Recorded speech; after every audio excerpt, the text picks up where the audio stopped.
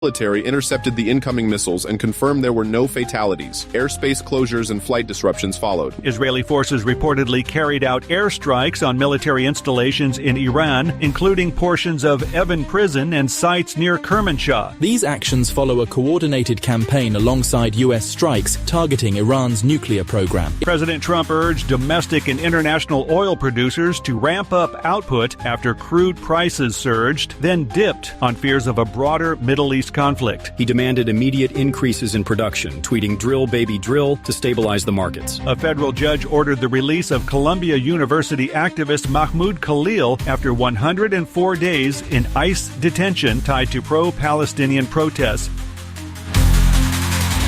This is News in 60 with Alan Edwards. Iran launched missiles Monday at Al Udeid Air Base in Qatar, citing independent fact-checking and corrections are encouraged. The fucking string on loop button. I thought we fixed this yesterday. So now I'm all red. Last thing I want to be is red. But I'll work on that in a minute. I don't know if the last thing I want to be is red. There are worse than red. I wonder what people are thinking I mean by that. Damn good coffee and hot. I think it means I'm red. My dog is your mind's best friend. Look how red I am. Look, you press the button and it unpresses itself. My dog is your mind's best friend. Wake up, America. You've got a dog that needs walking. That's right, sunshine. Just put on a big pot of strong coffee and get ready to type your little hate mail with your opinions about kumbaya and flat earth insanity. Stand-up comedy? You want stand-up comedy? Well, we've got sit-down comedy. It's time for Coffee with a Dog. You make me laugh. I'm a red guy.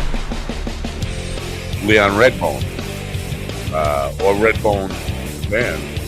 For all red people. I could be in trouble for saying that. Rocket. King, chang, bang.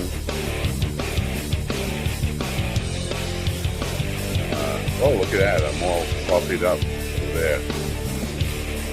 That's nice. That looks like a good cup of coffee. I'm way behind over here. I'm like 4 minutes ago. We haven't even been here for 4 minutes. Good morning, folks. Tuesday is the day of terrible things. It's a terrible day. Tuesday is the day that terrible things happen. But today is Tuesday, June 24th, 2025, and hopefully nothing terrible will happen today. I kind of feel bad.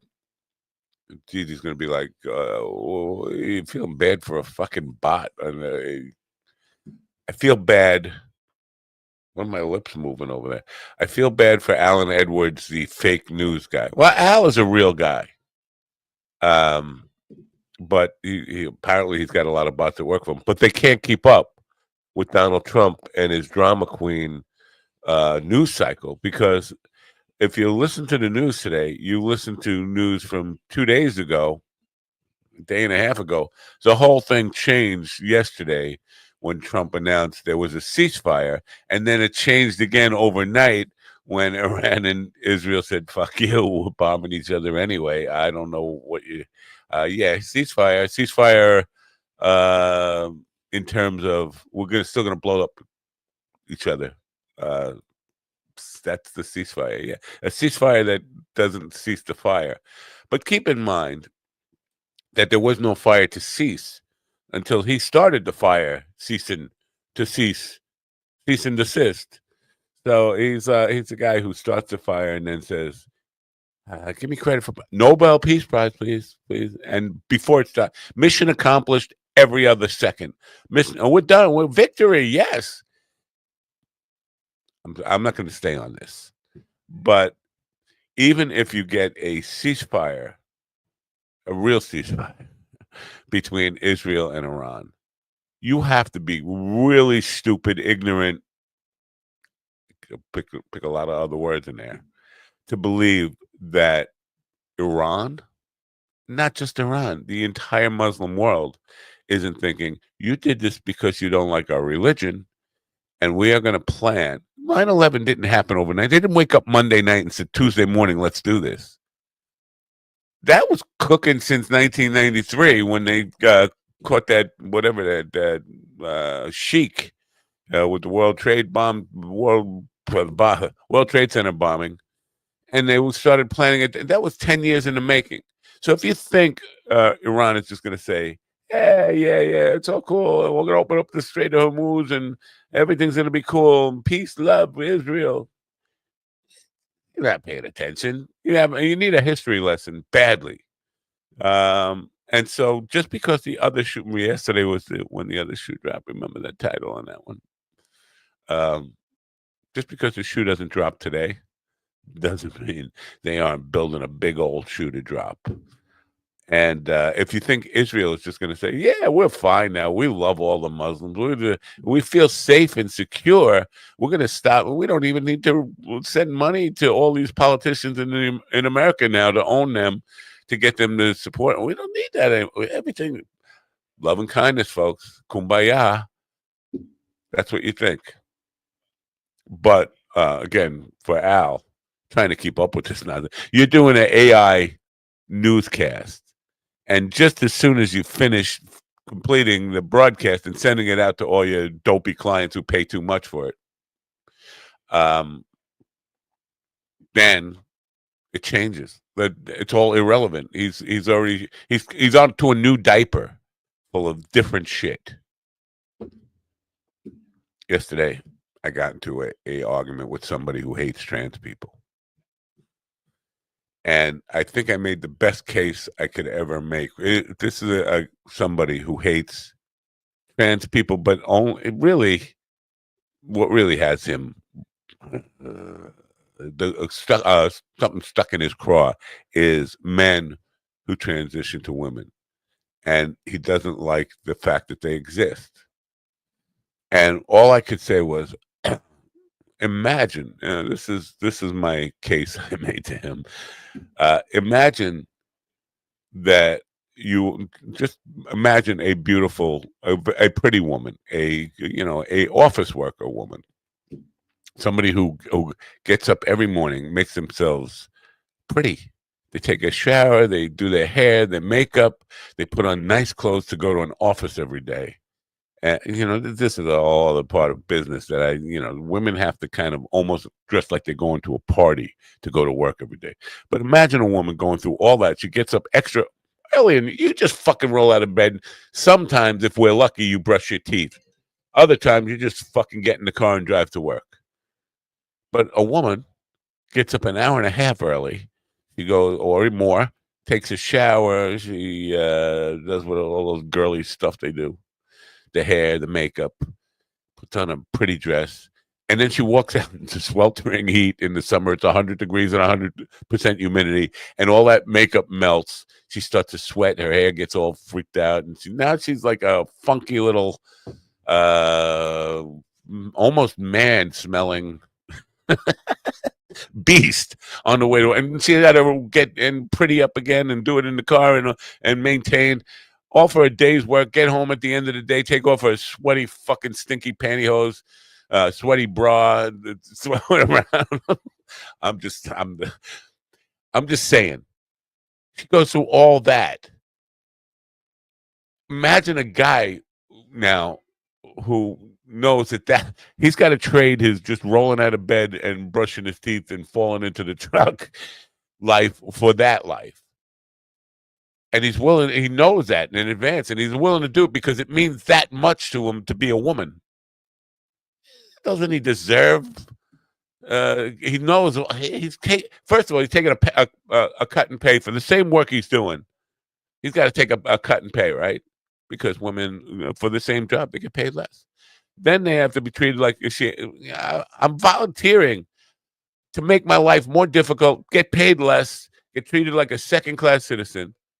They have, okay, you got them some slack and just say, yeah, okay, if that's what you want, go for it. I didn't make the case very well. and I probably didn't make the case with you very well here. But that's my thinking on this. Like, Jesus, dude, lighten up. I understand that it makes you feel uncomfortable to know you might be attracted to someone with a dick. But get over it. You don't have to do anything about it. They're not going to sneak up on you and do what John Beavers does to Steven every morning, which is roll him over and fucking plug his butthole. I shouldn't say that. I'm sorry. I'm sorry to John Beavers. I insulted John Beavers there. I apologize to John Beavers. Anyway, where was it? We got a great show today. Because of Stephen Ortiz, we have Jenna Jameson on the program today. Way to go, Stephen, getting us guests for us. He's been working hard at getting it. And just this morning, he confirmed, yes, I got Jenna Jameson. She'll be on for the full 2 hours, starting any minute now. She should be here. So we look forward to that. So we'll say hello to the boys in just 1 second, as soon as I can figure out a button to push to play something about Stephen's Jenna Jameson make-believe doll.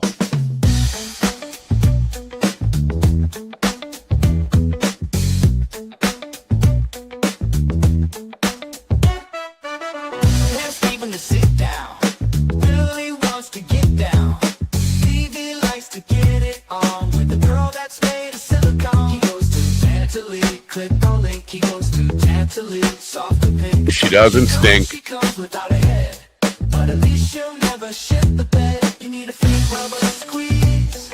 Be like Stephen Ortiz. Lose it up, it's so soft. Get you 10% off. He goes to Tantalene. He goes to Tantalene. He goes to Tantalene. I'm sneezing, in case you didn't notice.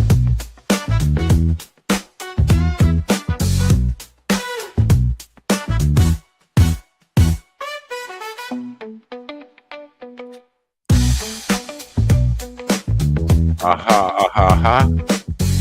What's that say on his hat? Oh, aha, aha. Now fade to black, and then we go, come on, come on. Ladies and gentlemen, in the room with me now, the number one porn booker on the planet, the guy he's got Jenna Jameson today, he's got Marilyn Chambers tomorrow. Marilyn Chambers is dead. Marilyn Chambers is dead, but he got her anyway. Oh, wait, yeah. He's got Harry Reams on Friday, and so forth and so on. And today we also have the beautiful, voluptuous, sexy, gorgeous GD Fenderson. Good morning, GD. Good morning, America. MindDogTV.com.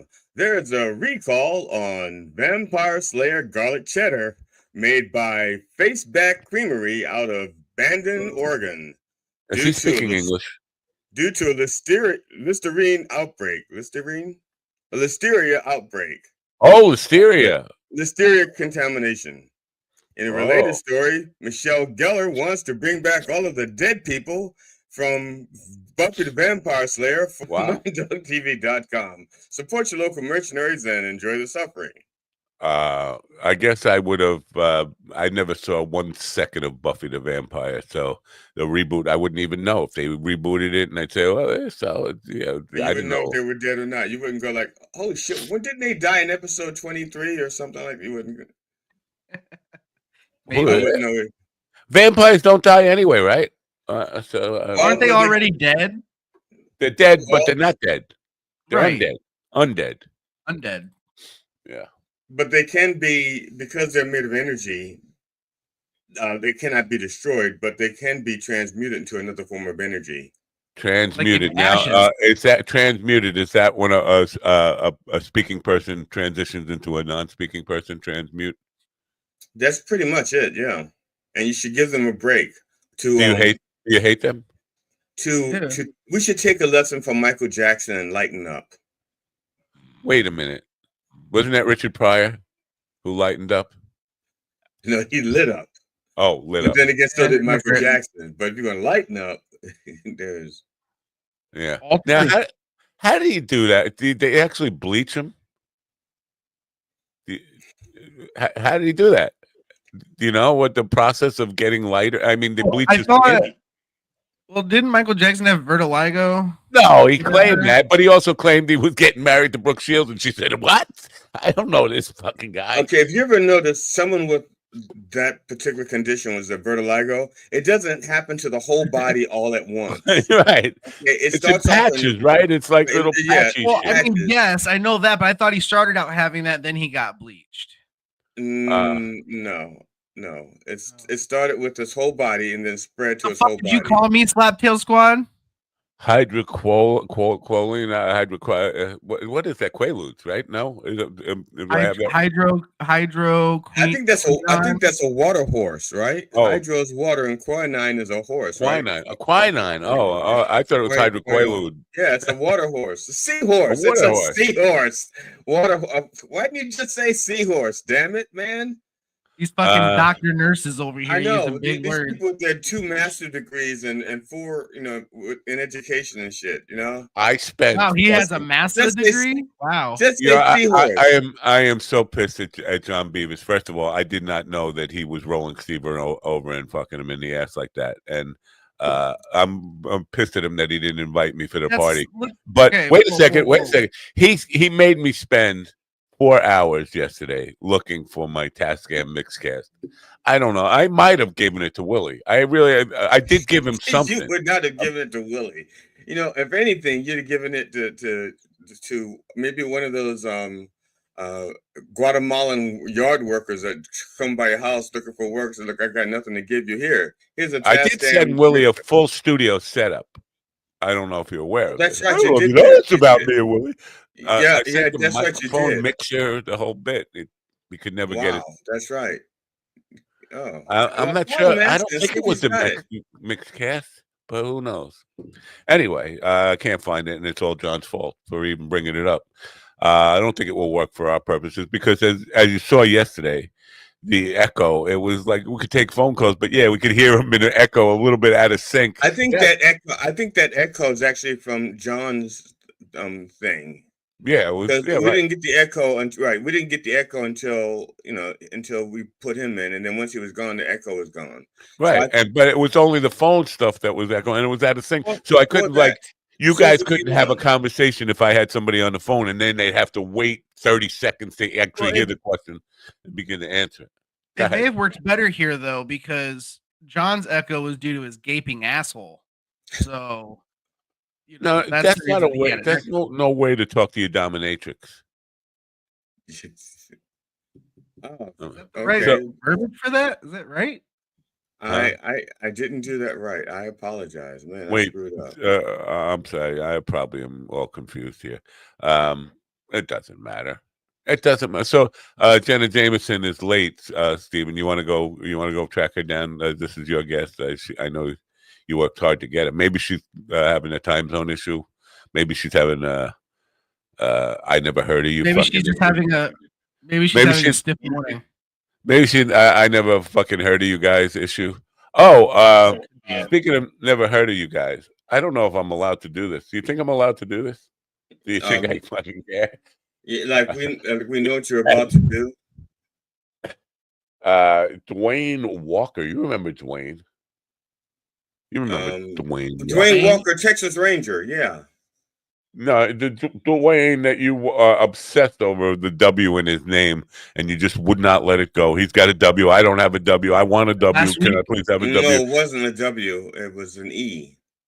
It was an E, yeah. D-E-W-A, yeah. Dwayne, not Dwayne. Well, he doesn't have an E. It's D. No, I have it right. I have an E in mine. Well, see, this is a problem. Anyway, he wrote me a nice letter for him, and I taught him a lesson about that. That my mother named me for an audience of one. Can I? He wrote me a very nice letter, and I don't know. I didn't ask his permission if I could read it on the air. Maybe I should just forward it to you guys. Does it have bad words in it? No bad words. No personal contact information, like call me. Call me, guys. No. I don't see why you can't read it, unless it's the fact you said something nice about me that's really upsetting you. Well, he does say something about I really love seeing my dad again. I hadn't seen him in many years. All right, I'll risk getting on Dwayne's bad side, even after he wrote me this very nice letter. He said, "Hey, I wanted to say thank you for inviting me onto your platform. You're all such engaging people, including that guy who looks like my dad." He didn't say that. People know how to. He said people who you're engaging people who know how to pull in both surface level news or old news and deep humanly important topics and make them both entertaining as hell. Please don't stop. I'm new to all of this, and so far I've done about 3 interviews, but this was the only show where I actually loosened up and was able to really be myself. So you all have a great energy to make your guests feel comfortable opening up. Also, the questions you asked were simply beautiful. I feel like we got to speak on topics that are both like the appropriate length for dreadlocks, for oral sex. That I had actionable advice for, but also something I think creators actually question oftentimes when they're in the lab creating. Killer show. Stay creative, Dwayne. There you go. That was great. That should be a testimonial on the website, shouldn't it? That should be like right there as soon as you go to minddogtv.com. Yeah, go and ahead. Here's one that just came in from Jenna Jameson. Not coming. Fuck you. So take Whoa, she's not coming. Well, then they're not doing it right. Right. Take that letter and have an AI voiceover with his face, and like he actually read it. All right, let's ladies and gentlemen. Right now, I want to announce a ceasefire between GD and Steven. They will not be make it look like a hostage negotiation. Hey, fuck you, GD. Like Dwayne is like tied up and he's being forced to read it like a hostage. Yeah. Matter of fact, just do that as an AI slop. Yeah, make some AI slop. AI. That's a term. That's a term I learned yesterday. Well, I'm learning it now. What does it mean? Yeah, what the fuck does that mean? AI slop. Yeah. Okay. You know how have you ever watched? Are you aware that we're being inundated? You know, are you AI? Talking to when you say, "Oh, are you aware?" You could just assume the answer is no. Okay. All right. Continue. There's such a. I'm trying to explain what AI slop is, and you probably already know what it is. You just didn't know that was what it was called. Oh. Okay. It's when we're being inundated with a bunch of AI generated images and ads, and sometimes it's the same dialogue over and over and over again, just different images. It's the same story and stuff. They just put different images over top of it. It's called AI slop. I recommend people watch this past Sunday's John Oliver's last week tonight. They did a great piece on AI slop. And he did something that's going to save some of you people some money. One of those AI slop creators has this thing. You give him $17.99, and he'll show you how to generate lots of images and money, monetize stuff on the YouTubies using AI. So what John Oliver did was he went and spent the $17.99 and then put the lesson on the show, so that you don't have to buy the $17.99. So you can just watch his show and see the steps that he's selling you for $17.99. But now you don't have to spend $17.99. You just get it for free. How much do I have to spend to get John Oliver's show? And where I don't even know what. You can watch it. Well, you can probably watch it on YouTubies, on the YouTubies. Oh, look at that. Damn, you're old. It's YouTube, you fuck. God. Fucking just look at Steven the seems internet. a little Steven seems to have some anger issues about or ageism or something. I don't know. YouTube, you fuck. I mean, why the harsh language there? I don't think he said anything I thought we had a ceasefire between you two guys. Yeah, well, we wouldn't have needed a ceasefire if it wasn't for you. So, yeah, GD, what do you mean, you people? You mean Whitey? You mean Whitey? To be honest, I don't even remember saying "you people." So I don't remember hearing it either. But I thought I probably just said it. But I probably said it. I mean, you people. I just don't know the context. People. I don't know the context in which I probably said it, so I don't know what I mean by "you people." You people said it. So I don't know if you people are people who you two peoples. You people. Yeah. or you people who get inundated with AI slop. Yeah. I like So- that term. I'm going to be using AI slop, so it sounds like I know what I'm talking about from now on. You know, like a pig slop. Yeah, AI slop. I don't know. I just saw Liver a thing. slop. I just saw a thing for create your AI booking agent. So it's like an avatar that looks like a realistic person who contacts booking venues on your behalf and pretends to be your agent. I don't know. There might be some, because most of you guys suck anyway at booking. Listen, when I say most of you guys, when I say you people here, I'm talking about me. Nobody. If you enjoy booking yourself, there's something wrong with you. You must be like a masochist or something. If you enjoy picking up the phone and say, "I'm really good, you want to book me," you just love pain. You love rejection. You've become addicted to being told you suck or being dicked around by people. So I don't know. Maybe there's some upside to having if you can't get a real agent. If you can't get, like Steven can't get a real girl, so he has an AI girl. You can't get a real agent, you get an AI agent, right? Yeah, but because he couldn't get a real girl, he now has his own commercial. There's not a lot of incels that can say that. I pull plenty of women with heads and legs, not pull. Yeah, and it's probably by their hairs and legs, and it's probably no wonder they have no fucking head. You You ripped it off, right? You gotta close and lock it in. And it's probably a non-consensual that this Whoa, pulling. I am so not a raper, okay? First I of didn't all, say rapist. I'm talking about pulling. I'm saying you're pulling them non-consensual. It's like they're not asking to be non-consensual pulled. touching is rape, in my opinion. No, I didn't say touch. I said pull. Okay? Yeah, if I'm pulling them, I'm touching them. ceasefire. But you made permission GD, to touch, but not to pull. do not send bombs at Steven if you don't If know. I wanted to send bombs to Steven, I would just send him videos of his own jokes. All right.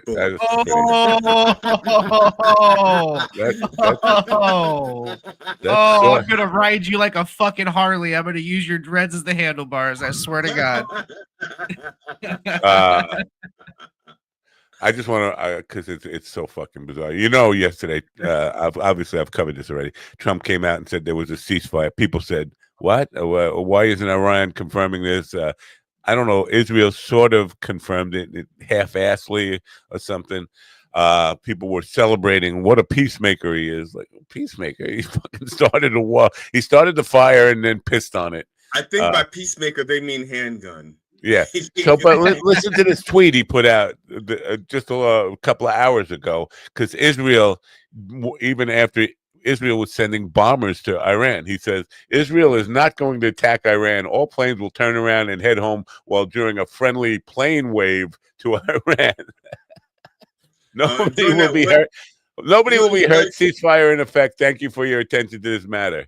Here's their wave. They do this. They're like, "Oh shit! What was that we dropped? We shouldn't have opened. We shouldn't have opened up for that wave. We should have just given them the fist." But went, "Oh damn!" How they are not even really seriously considering the 25th Amendment at this point. This guy is just so fucking shot and delusional. And the fact that he's ready to start World War III because his birthday party didn't go as planned. Somebody has to be. You think somebody in the cabinet is saying, maybe, time? No? You think anybody is kind of suggesting 25A in the background there? Not out loud. Not out loud. If they're doing it, they're because, and this is why they wouldn't be doing it out loud. There are some Trump loyalists that would do anything to appease Trump, and so the minute that they are included in a plot to to 25 him, you don't know who you could trust. I get it. Yeah, right. And so, and then those people would be out, and they wouldn't have the authority to do the 25th Amendment to execute it. So, or to at least attempt it. Isn't that why Vance was chosen, just specifically to do that? Though that's my Vance was put there because when Trump gets a bullet to the head, he gets to take over. You're gonna get the FBI at your house. Wait a second here. Wait 1 second here. The opinions expressed on this program are those of the host or guest and should not be interpreted as statement of fact. I wanted. Please stand by. We are having difficulties pronouncing foreign names. Please stand by. Please stand by. We are having difficulties pronouncing foreign names. Please stand by. I'd like to say there were no foreign names that needed to be pronounced. Yeah, I think there was a chic bullet to the head. I was trying to pronounce that Trump was taking the chic bullet to the head out to dinner, and I guess I mispronounced it. All right. Well, I don't care. They know where you live. They know where I live. They're gonna come and get me sooner. He's trying to take when I said the head, I meant to the bathroom. He was trying to take his friend Bullet to the bathroom, and I'm having real difficulty. I think you should just let it lie. Let it lie there. I am letting it lie. That was a pretty good lie right there. I just did. Yeah. So speaking of Chief, why don't you just be like Michael Jackson and lighten up, okay? You mean Richard Pryor? No, that's Lit Up. We went over this like 15 minutes ago. I don't remember 15 minutes ago. Well, 15 minutes ago, wasn't Jenna Jameson here then? Because I thought I was... the white weed. That's the white weed talking. Maybe. Oh, did you see that bud I posted? It was not... It was growing white weed. Oh, it was just so sexy. It reminded me of my last week when I had the white weed. That's what it reminded me of.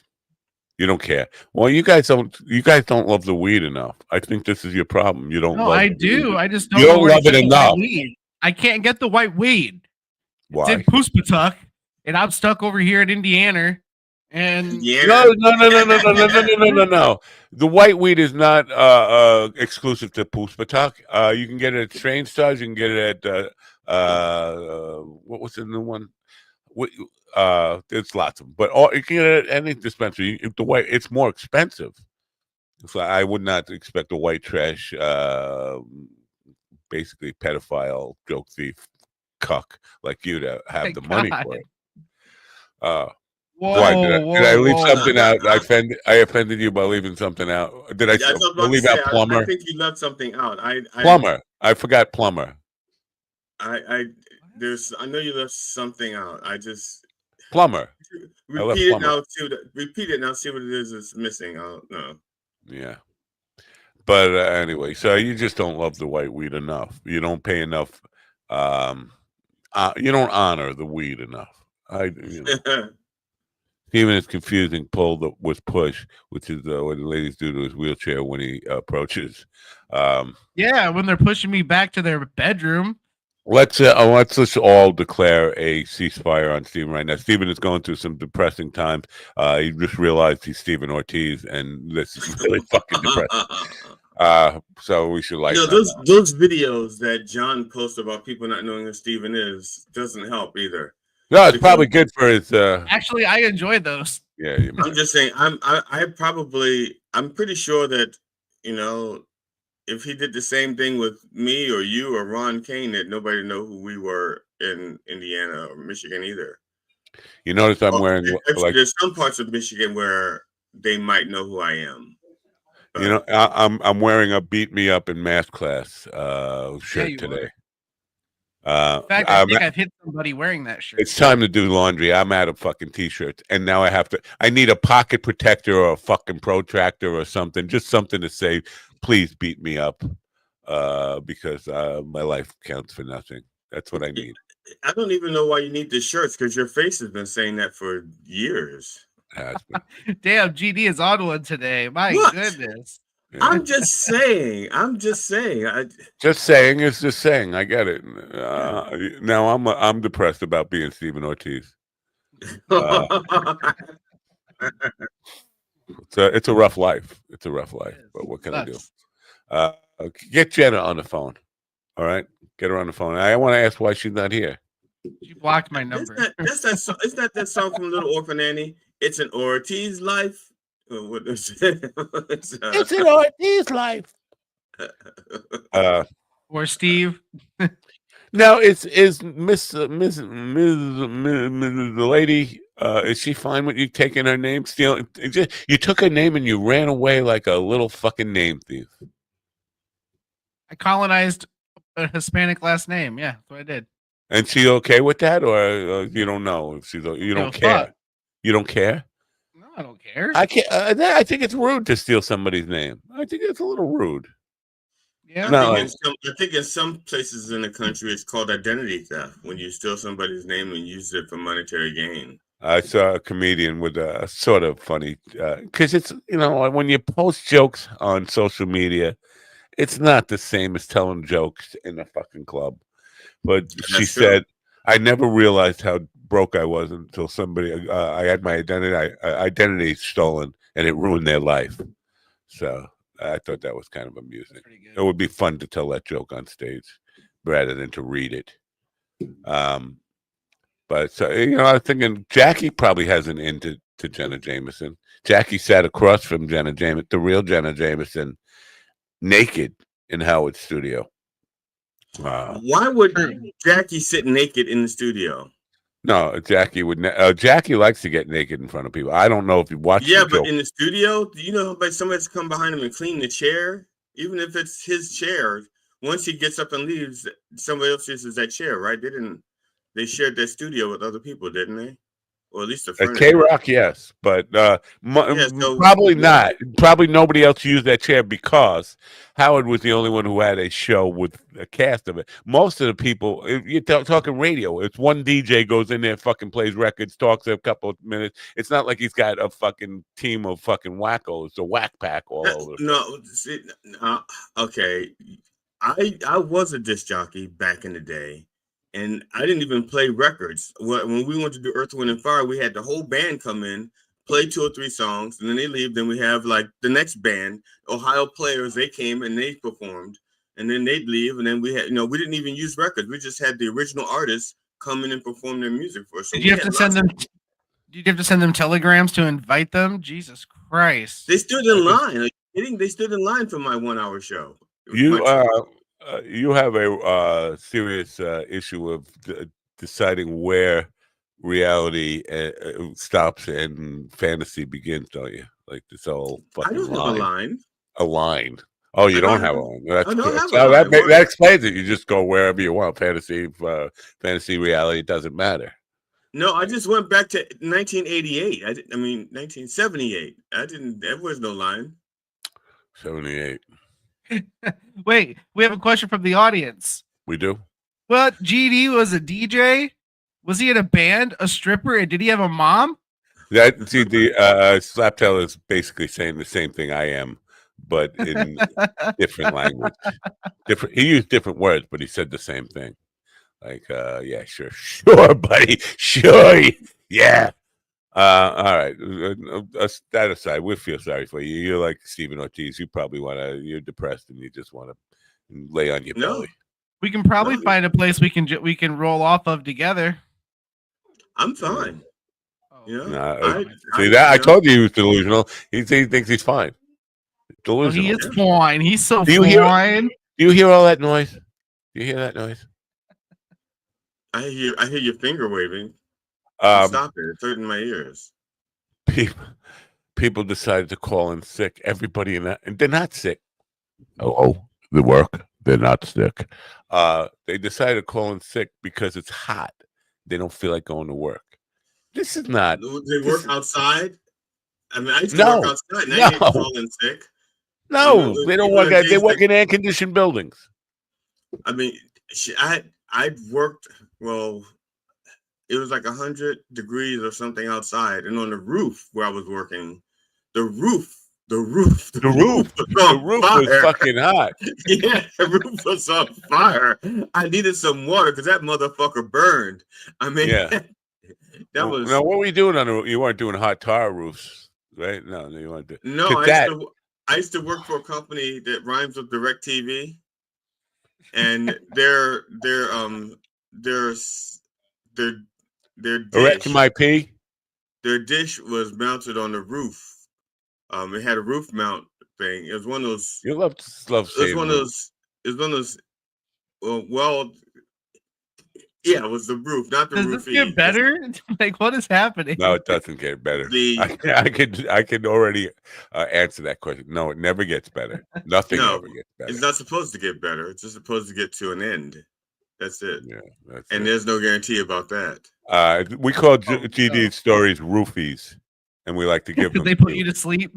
Yeah, no, that's very good. They open up and they That's where I like it. loosen up your. They loosen up your sphincter a little bit. I don't know if you know. I don't know if you know this about my sphincter. Never mind. Okay. You think people are probably saying, "Well, damn, it was so much better when they were having guests every day." Yeah, there have been guests booked, but things happen. Shit, man. We have guests tomorrow. Remember who we have tomorrow? The guy, the author with the Huey Long thing. And then Thursday we have Dylan. I'm really tired of all these porn people coming on. Why would you give somebody with this huge long thing? Huey Long is not a porn guy. Well, maybe he was. You said he had a huge long thing.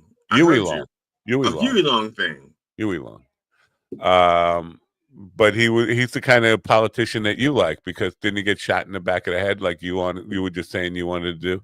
Anyway, so that guy. I don't remember saying that at all. I guess I must have said that when I said you people. Dementia, whatever. I must have said that when I said you people. I don't remember it. What people? You said you people? Who I don't remember. He said you blind. He said you blind people. You talk bald people, white people. What are you talking about? Italians, Guidos, Wops, Dagos, grease balls. You took your head off, and my camera went to automatic white balance. Wow. I got now, Steven, my camera showing me color bars and shit. So I'm trying to do the automatic white balance. You actually tricked me into actually looking at Steven's camera for 1 second there, which I almost never will do because it hurts my eyes. But it occurs to me that Steven is putting this bass behind him. Hey, chicks, I'm a bass player. Listen, this is not the way to impress chicks women. Don't like bass players. No, that's what I'm saying. This is not the way to. You should put a guitar back there if you want to act like you're anybody. Or a pair of drumsticks, you probably get a lot of pussy. Kidding? Women loved Geddy Lee. Yeah, I was there when I was watching it. You were a woman and you loved him. Actually, I was there for Alex Lifeson, but that's okay. Yeah, no. Ladies liked Lemmy too, right? And he was a bass player. Who? Lemmy? Are you out of your fucking mind? Right? Flea. They like Flea also. Yeah. You know what? I've been thinking I'm going to, Steven, get in touch with Flea. Get him on the program. Yeah, but maybe I should write the letters. I hate to do it all because I could reach out to all these people myself, but I don't love rejection the way you do because I'm not used to it because most people love me. But you thrive on rejection because you're so used to it. It feels like love to you, right?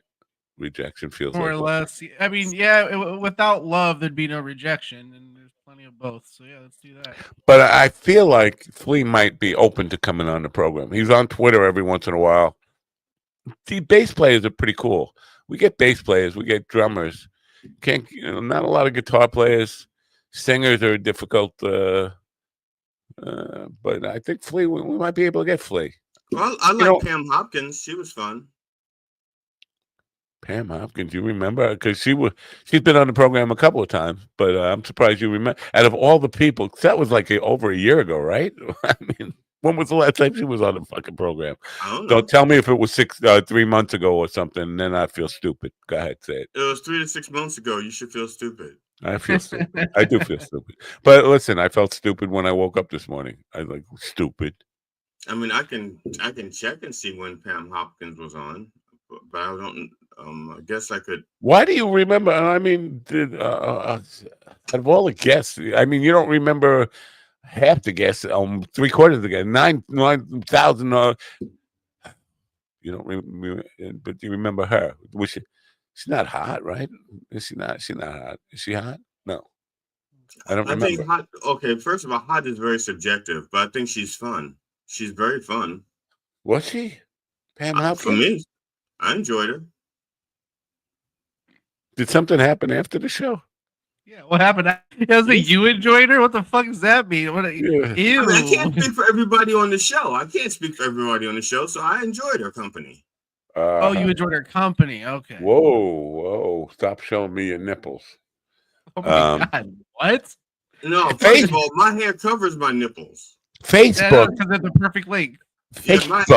I'm talking Facebook. My nipples and for health. Yeah, but when I'm trying to do sibilance, here when I say Facebook. Left, right.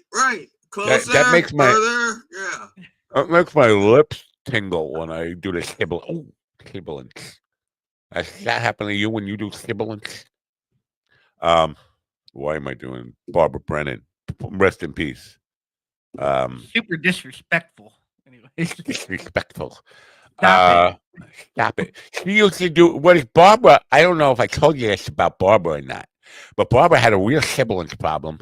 She had the headset migrate in front of her face, and she would channel Hayden from Atlantis. And when you're channeling and trying to put people in a trance, and they all got their eyes closed and they're following along on it, and she's talking like this, it was kind of hysterical. That's hilarious. Yeah. Maybe I should get one of the teachers from Barbara Brennan School of Healing on to talk, because while she was alive, it was like a Trump thing. Nobody dared say anything. What did she die from? I don't know. Old age. She was old. She got old. Barbara Brennan sexually molested me. I don't know. I think I did say that on the program before. Holy shit! She did. She sexually molested me. Sexually molested you? That's sick. Sexually molested. Legally, she could not molest you because you were in her employ. What do you mean? You were an employee, so legally she couldn't molest you. That's still, you could still get molested while being. Yeah, what are you talking about? Ask Harvey Weinstein about this. Ask. Those people weren't in his employ. They were actually people looking for to be employed. They weren't in his employ. What about Monica Lewinsky? Well, to be perfectly honest, hold on. I think I got you on the legal grounds here. I was not employed by Barbara Brennan. I was a contract worker. I was working under contract. So I was not working. I was not employed by her. So now I'd have to read the contract to see whether or not she molested you, because I don't know what was in your contract. It didn't have her sticking her fingers in my rear First of all, how do you know? Oh, there was no rape clause? You probably didn't even read the fine print. The rape clause is usually in the fine print. It wasn't that fine. The print wasn't that. The print wasn't all that fine, though. It never really. What is this now? All these fucking people. Leave me. I know you love me. You need me. You have to have my attention. But now? Why now? That's all I'm saying. Why now? I don't know if you know this about Jordan Peterson. What the fuck? Oh. It's not important. Of course it's not important. Where were we? Were we here? Where are we? We were talking about you're talking about the rape clause in your employment. Yeah, no, there was no rape clause. She just took it upon herself. I was making a cup of coffee. She came up behind me. She goes, "Oh, Matt, you have muscles." And then she put her arms on my triceps, and then one hand laid on my left tricep, and the other hand went down the back of my pants. And I'm like, I'm a little uncomfortable with this. See, he goes, "I'm a little uncomfortable with this, but it's in the contract, so go ahead." Listen, Barbara, if you were a guy at Ace Hardware, this would be a totally different conversation. But here now, no. What could I get at Ace Hardware? Free wrench? I don't know. An open and adjustable wrench, yeah. A prolapse, maybe. Thank you for that. That was super. The question is. Thanks for asking. Look! I got my hand like a gun. That must mean something. I thought you had your fingers ready to go up your own ass. I know. Locked and loaded, baby. You think it takes? Fingers are locked and loaded. Okay. Obviously, you forget that you have an intimate relationship with my hemorrhoids, who would never let two fingers in. But it was a second opinion right away. You get this way. You get a second opinion. Would never make it. It's like the Berlin Wall. I don't fuck that. He shoves it tantally. He shoves it tantally. No. The question is it too late to sue a dead person? Can I sue because there's still money left there? Sue her estate. Yeah. I don't know if you know. I did I tell you about Barbara how wealthy she was? She once she came and got me to fly in her private plane, to fly over her roof, to show me her blue porcelain china shingles she had put on her mansion. She came to get me to take me on a private flight so she could show me blue porcelain china shingles. You played this all wrong. Was this before or after the fingering incident? I think it was probably around the same time, probably after. If it was after and you're putting yourself alone with her on a plane. No, I was alone with her for years after that in hotel rooms and so I went on the road. I traveled the world with her. I was her private media producer. That's what you were. Yeah, that's what they call it then. Yeah. Probably put your thumb drive in her. OnlyFans assistant before there was OnlyFans, right? That's what I basically was for her. But no, that was the only time she. No, that wasn't the only time. But it was. See now, thank you. Now we're making a breakthrough. Now, yeah, we're getting comfortable. No, I was just. It's the only time she ever put the hand down the pant. The more time you spend on the couch, Matt, the more memories that will come back to you. Yeah, I'm just saying. Can I finish? Was it 2 or 200 times? It's starting to come back. It was only once where she put her hand down my pants. The other times it was just kind of like touch. Blowjobs. Yeah. Pants were already off. You're right. No, makes sense. No, pants were never off. The pants never came off. I think the song was Repressed Memories. You know, but one time I was working for her and she made me room with this guy, Michael. And we were in Seattle. I went out for dinner. And I'm rooming with this guy. And this is the first time I had to have fucking room with somebody on the road. And I went out for dinner. I come in, I open the door, and I see his fucking ass, his fucking sphincter, like right in front of my face. He was bent over, pulling up his fucking boxer shorts as I opened the door. It's like, that's not. Can I get a private room? You prefer that or Barbara's? I just ate dinner. I just came from dinner. I don't need to see your sphincter like winking at me. Hey, buddy. Okay. Speaking of things that you didn't want to see and wish you could unsee, wrinkles on his stink star. Have you guys ever walked in on anyone that committing a sexual act and you just wish you hadn't seen it? My mother and father. Really? Yeah. They were fucking? No, she was blowing him. Oh. No, when I found out the day I found out that my buddy was gay, not gay but bisexual, he was saying his dick was in your ass. That's how you found out. That was the same day I found out that I was bisexual. Damn. I didn't know you were gay. I thought you just wanted to give me a free product. Oh, never mind.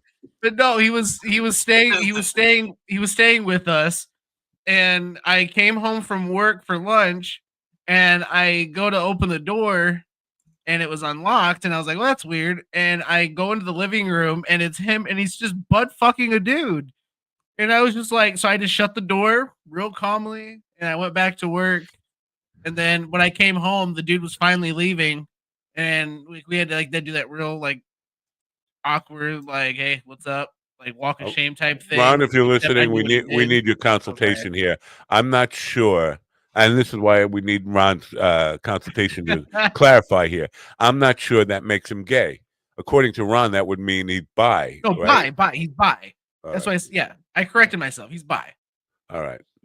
So I feel bad for the guy who was getting it in the ass because, listen, ass is supposed to be an exit only. I don't know if you know this. And I don't have a problem with gay people. I don't have a problem with straight people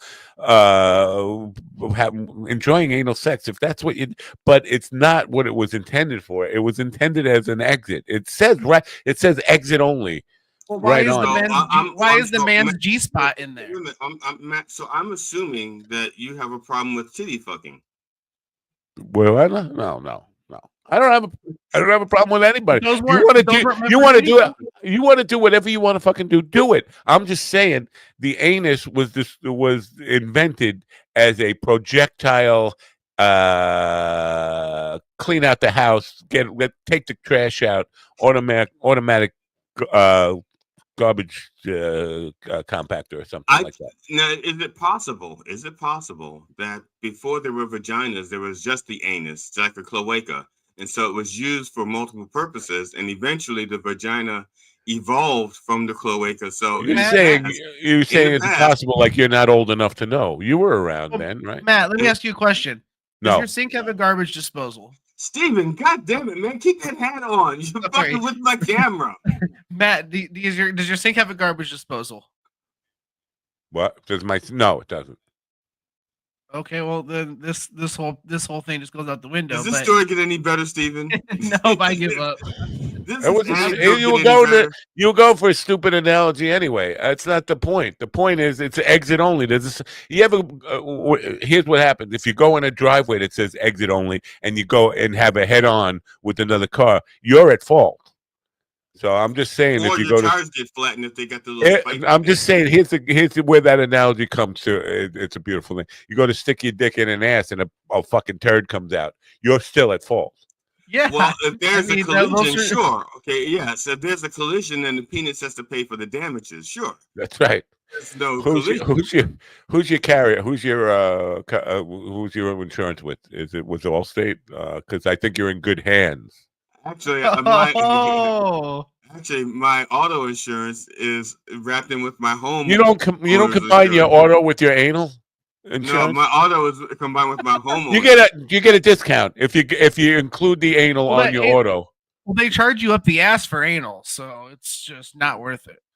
Steven's going to the school of GD's low hanging fruit comedy course or whatever.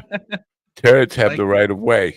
See, this comes directly from the Antichrist himself. It's called the Hershey Highway. I don't think they have the right of way. I think it's. Well, I have Taint Farm because, like a good neighbor, they're in your ass. So, I don't know. I don't have neighbors like that. So that's not even fruit. It's not low. Like it's not low hanging. It's not even fruit. It's just like there. This is, I guess, my tree update. I'm pretty close to finishing with all the small branches. I'm pretty sure I'm just going to have the trunk left. And my neighbor says, "You're making great progress." And she goes, "You can use our, And I said, "Well, yeah, I am, considering I only have a 14-inch, chainsaw with battery power." She goes, "You can use our chainsaw, but I may have to fix it first." So I think this is how they're going to get their chainsaw fixed. I have to. I had a foolish thought that I could climb. The foolish thought that I could climb a 100-foot tree that's out in front of my yard with a chainsaw and do some trimming on it. This is what, cause I was smoking weed and sitting on my lawn, but I'm looking at this tree and thinking I could go up there. And then I remembered the guys who I pay, because it's way fucking. I don't know if you know this about these guys, but they charge. They charge you an arm and a leg, a dick, and a shit. Yeah. Why do you think I'm doing my tree myself? Yeah. I mean, last year I think I paid $3,900 to get some trees trimmed on it. It was just like crazy money. Yeah. And so I'm thinking I'll go up and do it myself. But then I remembered them doing it, and they had this little fucking spidery little Hispanic guy. But he was able to go up and tie trees up so that when it falls, it doesn't kill somebody and all that stuff. Right, I can't do that. I'm not going to be careful. This is back when the job that I had a bucket van and also had the little spikes. The pole climbers have those pole climbers. That was no, I know what happened. See, now we caught you in felony. You were working for a company that rhymes with bucket truck. And you took their bucket truck home to do tree work on your own. We caught you. You turn yourself in. There's no reason to tell me I had permission to take my truck home because that's what we did. They didn't have enough parking. He's fucking lying again. Go ahead, ask around. I think he said what Barbara Brennan. He's lying there saying, "I want to see my muscles." What was the supervisor's name? What was the supervisor's name, damn it? When I worked at the company that runs with Comcast, and when I worked at the company that runs with DirecTV. No, you ran with a company that rhymed with Bucket. It was called Bucket. I didn't have a bucket van at DirecTV. I had a bucket van at SPT. All right. And so I'm sorry. SPT. I apologize. I'm irritable today because of irritable bowel syndrome. So when I see you, I think of my bowel. So I took it out on you. Okay. And when I say Even took it out, I mean my DirecTV, bowel. we got to bring her vehicles home. And also, Right. it's weird. I think I went like almost 30 years using other people's vehicles for work. I think I only used my vehicle for work for like actually for a few months. And that's because they gave me a company car, but the company car they gave me didn't have air conditioning. And it was in DC in the summer. And I'm like, no, thank you. I'll use my own car. I'm not dying in this DC heat. Wow. So, I had a hairdresser. Nobody. This wasn't somebody I worked for, by the way. She was the head of the National Guild of Hairdressers, the National Hairdressers, whatever, North American Hairdressers Association. She was the head of it for a while, and I was supposed to go to a photo shoot, and I took my van, and it was raining here like you never saw it rain before. And I live up where there's lots of hills. That sounds like a Trump opening. It was was raining so hard. It was raining like nobody's ever seen rain like this before. But ever. Yeah. I live in an area where there are like lots of hills and stuff, and I was already late and I was rushing. And as coming out of my driveway, I saw there was a big flood, so I decided to go another way. I went up the hill, around, and as I came down the bottom of the hill, I saw white water coming down after me, like somebody just opened up the Hoover Dam or something. And it took my van and washed me into a crevice, and now I'm underwater. It's like just this month, like my nose is above water, and I got my phone up here, luckily, and a video camera. And I'm like this, a very expensive video camera, and the rest of the equipment is just underwater now. And so I called the fire department to come and get me, and I called the hair people in New York City and said, I'm not going to make it to the photo shoot today, and sent them a picture like I'm underwater in a fucking lake. And they came in, and she felt so bad for me. She bought me a brand new van. It was a $70,000 Toyota Sienna with all the fucking trimmings. And she just bought it. Here you go. Have this. Wow, thank you. I drove that for 15 years or something before it fucking died.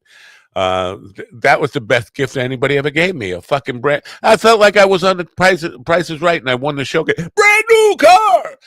But not just any car. I like a nice fucking. It wasn't like Oprah. It wasn't. It was. Everybody's getting a car. Yeah. So the moral of the story, children, if you're listening at home, and I wasn't, but go ahead. Just get yourself in a lake and call work and tell them, yeah, I tried to make it to work today, but this disaster happened to me. I had to get saved by the fire department. Swimming with a fucking camera. Like I was swimming with one arm holding this fucking camera, fucking eye over the water. But if you do that, somebody will feel terrible for you and buy you a new van. And then you'll be like, hee. Can you do a hee? Let me see you do a hee. Hee. Yeah, you don't do it well. See, we have to master the hee. If you're gonna be evil, Ian, where are you with the evil instructions? Ian knows how to be evil. He is off, after all, the anti-Christ. I think there's more than one way to be evil. You don't have to do the tee hee hee hee. You can also use the pinky. That was what that was. Or you can stroke the cat. Look at the finger. The finger wants to be on the show today. No, you know what you know what that is? You don't know what that is. Dr. Evil? But where did that Dr. Evil get that from? His wife, Mrs. Evil? A bad guy from James Bond? No. Lorne Michaels, the producer of Saturday Night Live. Carol Burnett? Yeah, he used to produce Carol Burnett too. That was his thing. Whenever people would show him or offer like a skit for Saturday Night Live, he'd go, "I don't know," and that's where Mike Myers came up with the. I don't think Dana Carvey came up with it, and Mike Myers stole it from him. But it was a Lorne Michaels impression. There you go. Now don't you feel educated on the lore of history? I've been learned. Yeah. Which Jenna Jameson you? One of the things that's funny to me is I have quite a few people in my life who are aware that I am, I guess, entertainment adjacent, comedy adjacent. And quite often they think that I could just walk into New York and be on Saturday Night Live, or just walk on. It's like, you should work for Saturday Night Live. I'm like, it's not like you could just go in and go, excuse me, I'm reporting to work. My mother-in-law says I should be on your show. They don't get it. They don't understand how difficult it would be to actually get on a show like Saturday Night Live or America's Got Talent or something like that. They just make it sound like it's something you can do. You should be on America's Got Talent and work for Saturday Night Live while writing for Jimmy Kimmel. It's like, yeah, you should do all those things. A lot of people in the early days, it was, I don't want to say easy, but it was easy for the people who just had some kind of star-crossed fate. But a lot of those, Eddie Murphy, I think I've covered this. Everybody on Long Island, like comedians Jackie's age. Now, with Jackie, I know it's true. But every other comedian on Long Island who's Jackie's age, who really never amounted to anything, they all take credit for Eddie Murphy's success. But Eddie Murphy got on Saturday Night Live just like that, just like on a whim. Like he was like 20 years old or something. He was 15 when he walked in there.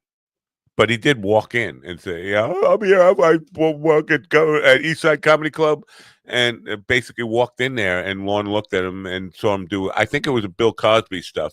He was really good at impersonations when he was young, and he was doing a bunch of stuff like that. And Lorne said, "Okay," and basically got on the show that way. 15 years old. Yeah, and in the meantime, when I was trying to get into my first improv group, the Capitol Steps, I won't mention them by name because those are little racist fucks. They were racist then. I don't know what they are now, but this is back when I was in my 20s. Can you become non-racist? Can you? I don't know. I was in my early 30s, and this is back in the peak of my doing impressions and shit like that. And they were an improv group, and they did political satire and parodies. And I tried to get a part of them, and they go, "Well, there are no black people for you to to do impressions of. We don't need a black guy." And I know we don't need a black guy because there aren't any prominent black politicians, And at the time, they had the Reverend Jesse Jackson and the Al Sharptons. They were still there, and I could do impersonations of them. And any of the I want to talk to these people. There have been black people to do impressions of since Frederick Douglass. I don't know. Yeah. So yeah, that was right then and there. Yep. Let me see. A friend of mine who was actually in the Capitol Steps. I used to work with him in dinner theater, and he was the one like, you're really good. You should try out for Capitol Steps, and I did. And I didn't even get to try out. They just took one look at my skin color and go, we don't need a black guy. We've already got the token black guy filled. Is that what they said? They didn't have any black guys. They have all white guys and shoe polish. That's it. Oh, well, there you go. I didn't mention the so they shoe can do polish. blackface, but you couldn't do whiteface. I don't know. I don't know that they did blackface. First of all, you don't say it right. It's shoe polish. Shoe polish. I don't shoe know. Polish. I don't know that they did blackface. Because let me let's put GD on the spot. Give us your best Nipsey Russell. Come on, give us your best Nipsey Russell. I can't do Nipsey Russell anymore. It doesn't matter. Don't you get it? Steven doesn't know who Nipsey Russell is. Steven doesn't know who Nipsey Russell is, so you could just say that's Nipsey Russell. I'll agree with you. Wow, that's a fucking great Nipsey Russell, and then Steven will be really impressed. Wow, good job. That's really great, man. That is so funny because I was listing my comedy influences, and the last name I wrote on my list is Nipsey Russell. Now what did Nipsey? It's not really funny. It's just more coincidental. Refresh my memory a little bit. Didn't Nipsey have like a brand, like a thing that he did? Yeah, he just did quatrains. What? He did poetry, little poems. Right. Did he steal that from Henry Gibson, or Henry Gibson stole that from him? I don't know the answer to that because I don't know how long. Get Nipsey Russell on the program, Steven. I don't know how to raise dead people. Is he dead? He probably. I'm pretty sure of it. Sounds like it's someone that's dead. I think he was in the car with Tupac. Well, I saw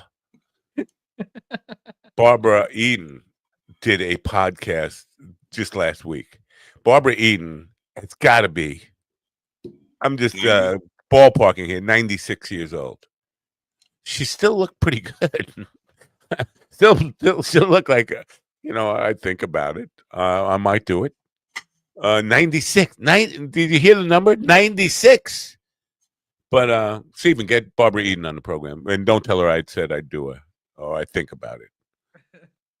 Yeah, because that's the problem. You said you'd think about it, and she's like, "What? I'm not worthy of it." She actually just sent a response right now when I sent her a message. Are you high right now? Are you? Yeah. Yes. See, it's a fucking looping. Why the looping? Fucking looper. But I think Nipsey. The reason I brought her up, I think Nipsey's right in that same age group as Barbie. Let me just Google Nipsey Russell. Now there was is this consensual Googling? Does he want you to Google him?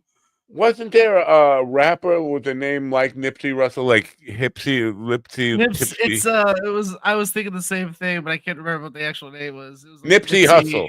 Nipsey Hussle, right? Now he's still alive. How the fuck do you two know about Nipsey Hussle and I don't? Wow, here you go. Nipsey Russell died in 2005, October 2nd, 2005. He was born in 2018. The Reverend needs to do an obituary for him. He was born in 2018? I mean, not 1918. So he would be 100. He would be 107 right now. So yeah. Holy fuck. Okay, so I better let the Reverend know so he can do an obituary for him Sunday. It's just you're only 20 years late. Best known for it's not okay. This is not obituaries. Don't work by when they die. It works by when you find out. Okay, it's like you're walking down the street. You walk into a friend, and you say, "Matt, what's going on?" And Matt goes, "Hey, Steve." Yeah. And then you say to Matt, "So have you talked to Willie lately?" And Matt goes, "Willie died 6 years ago." To you, Willie's only been dead for 30 seconds because you're just finding out. So now you do the obituary. If that's how that works, then why hasn't the Rev done one on like JFK? Because he didn't. Because he didn't find out. He already knew about that. He's talking. If you just find out, it's new to you. I had the first retarded person I knew, Danny Ferriello, who lived down the block from me, who was about 20 years older, but I think he was still in my grade in school. We saw him walking down the street crying. And said, now, keep in mind that Judy Garland died 10 years before this moment. At least 10 years. He's walking down the street crying, and we said, "What's up, Danny? What's the matter?" He said, "Judy Garland died." Like, yeah, 10 years ago. But so that to GD's point there, he just found out about it. It was all new to him. He was broken. Get off the cross. We need the wood. It's fine. Just think about people who don't know David Bowie's dead, and they Wait, David Bowie's dead? See, and now for you, no. It's just like that. That's when it becomes real for you when you find out. That's when you do the obituaries when you find out. Yeah. What did David Bowie die of? He was kind of youngish, right? He was AIDS. No, I don't know. I think he died from Iman. Didn't she? Julius Nipsey Russell was an American entertainer best known for his appearances as a panelist on game shows from the 1960s through the 1990s. Through the 1990s. Yeah. Match Game, Password, Hollywood Square, To Tell the Truth, and Pyramid. Wow. Oh, David Bowie had liver cancer. Liver cancer. Yep. All right. And every show that Nipsey Russell did, they had him do a poem. So Nipsey, do you have a poem for us? And he do a little poem. He was 87 when he died 20 years ago. So, so in the 90s, he was in his 70s. He was pushing 80, right? It can't have been all that fucking entertaining on a game show panel. It's like, oh, the old man. Milking it. You realize a lot of the shows were scripted anyway. So, I mean, there wasn't a lot of improv. There was a lot of it, especially like Hollywood Squares, the bluffed answers on Hollywood Squares. Now I'm not saying that for example, Matt, let's say you're really good at improv. You're not, but let's just say you are. And you're on Hollywood Squares and you're like the upper right square. And they say, I want to go to Matt to block. and they I think that was Waylon Flowers. You're putting me in Waylon Flowers' lap. I don't think I want that. Can I have the other side? I want to be with Charlie. What's Charlie Gibson? That's Charlie Weaver was on the bottom. Charlie Weaver. So was Charlie Wally Weaver. Cobb. Oh, okay. That's why I want to be on Charlie Weaver's lap. Can you put me on Charlie Weaver's lap? Okay, so you're bottom left-hand square. I think that's where Charlie Weaver was. All Okay, right. and they say the question, and so they'll read the question, and so they would have given you like one or two scripted fake answers, jokes, or if you're really good at improv, you could make up your own. They were all rehearsed. All the Hollywood Squares shit was They rehearsed. were rehearsed, but you had the option. If you could, like Paul Lynn's, his answers were mostly rehearsed, but some of them he could just come up with on the fly. And that Why was did you with take that out? I wanted to talk about this when we're done. Don't be taking that out when I'm getting ready to talk about it. I don't know what that is. That's Ian saying Matt must be tired. I don't know why he's saying this. Matt must be tired of playing Pancho and Lefty at retirement homes. But it turns out, just last night, I had never played Pancho and Lefty before. I listened to it to figure out how to play it. I didn't know I thought those were characters in the movie or something. Pancho and Lefty. I don't know. Willie Nelson and Merle Haggard did Pancho and Lefty. Yeah, I think it was Townes Van Zandt song, if I have it correct. I might not have it correct. I think Townes Van Zandt wrote it. But I was learning it last night because I have 3 on July 4th. I have 3 veterans places in one day, like boom, boom, boom, boom. And then another retirement place at nursing home. And I thought, it's Townes Van Zandt. All right, so there you go. But I don't know why Ian brought that up today, because I never played it before last night. It's a lot of words to remember. It is a lot of fucking words. Yeah. And trying to say that, okay, well, kindness out of that, okay, the refrain is the same, and he used that like 100 times. Just the thought of Pancho and Lefty made Steven run away because he's a bad influence. So, Matt, out of curiosity, when you go to learn songs for the first time, what is your source for the music, the chords, or no? I know back in the day, I used to just go into music stores and look at the sheet music and memorize it. I just listen to it. Oh, okay. That generally works. Listen to it. So I don't trust other people's tabs, because if you go by other people's tabs, you're going to be fucking it up. And then believe me, I know. And when I learn something the wrong way, it's really hard for me to unlearn it. Like the chords in that one transition in "Wonderful Tonight." Yeah, it's hard for me to unlearn it because I learned it one way, and then I go to try it. My muscle memory takes me to the wrong chord. So yeah. And in that case, it's really baffling to me because I have given some thought to this, because you have a very good ear. But the difference there is between a minor and a major sound. And it's like, how could somebody with a good ear not hear that that's a minor there instead of that major? You're going to a C major where you should go to E minor. It's just, they're very close. They're one note away, but still it's a minor sound versus a major sound. It baffles me.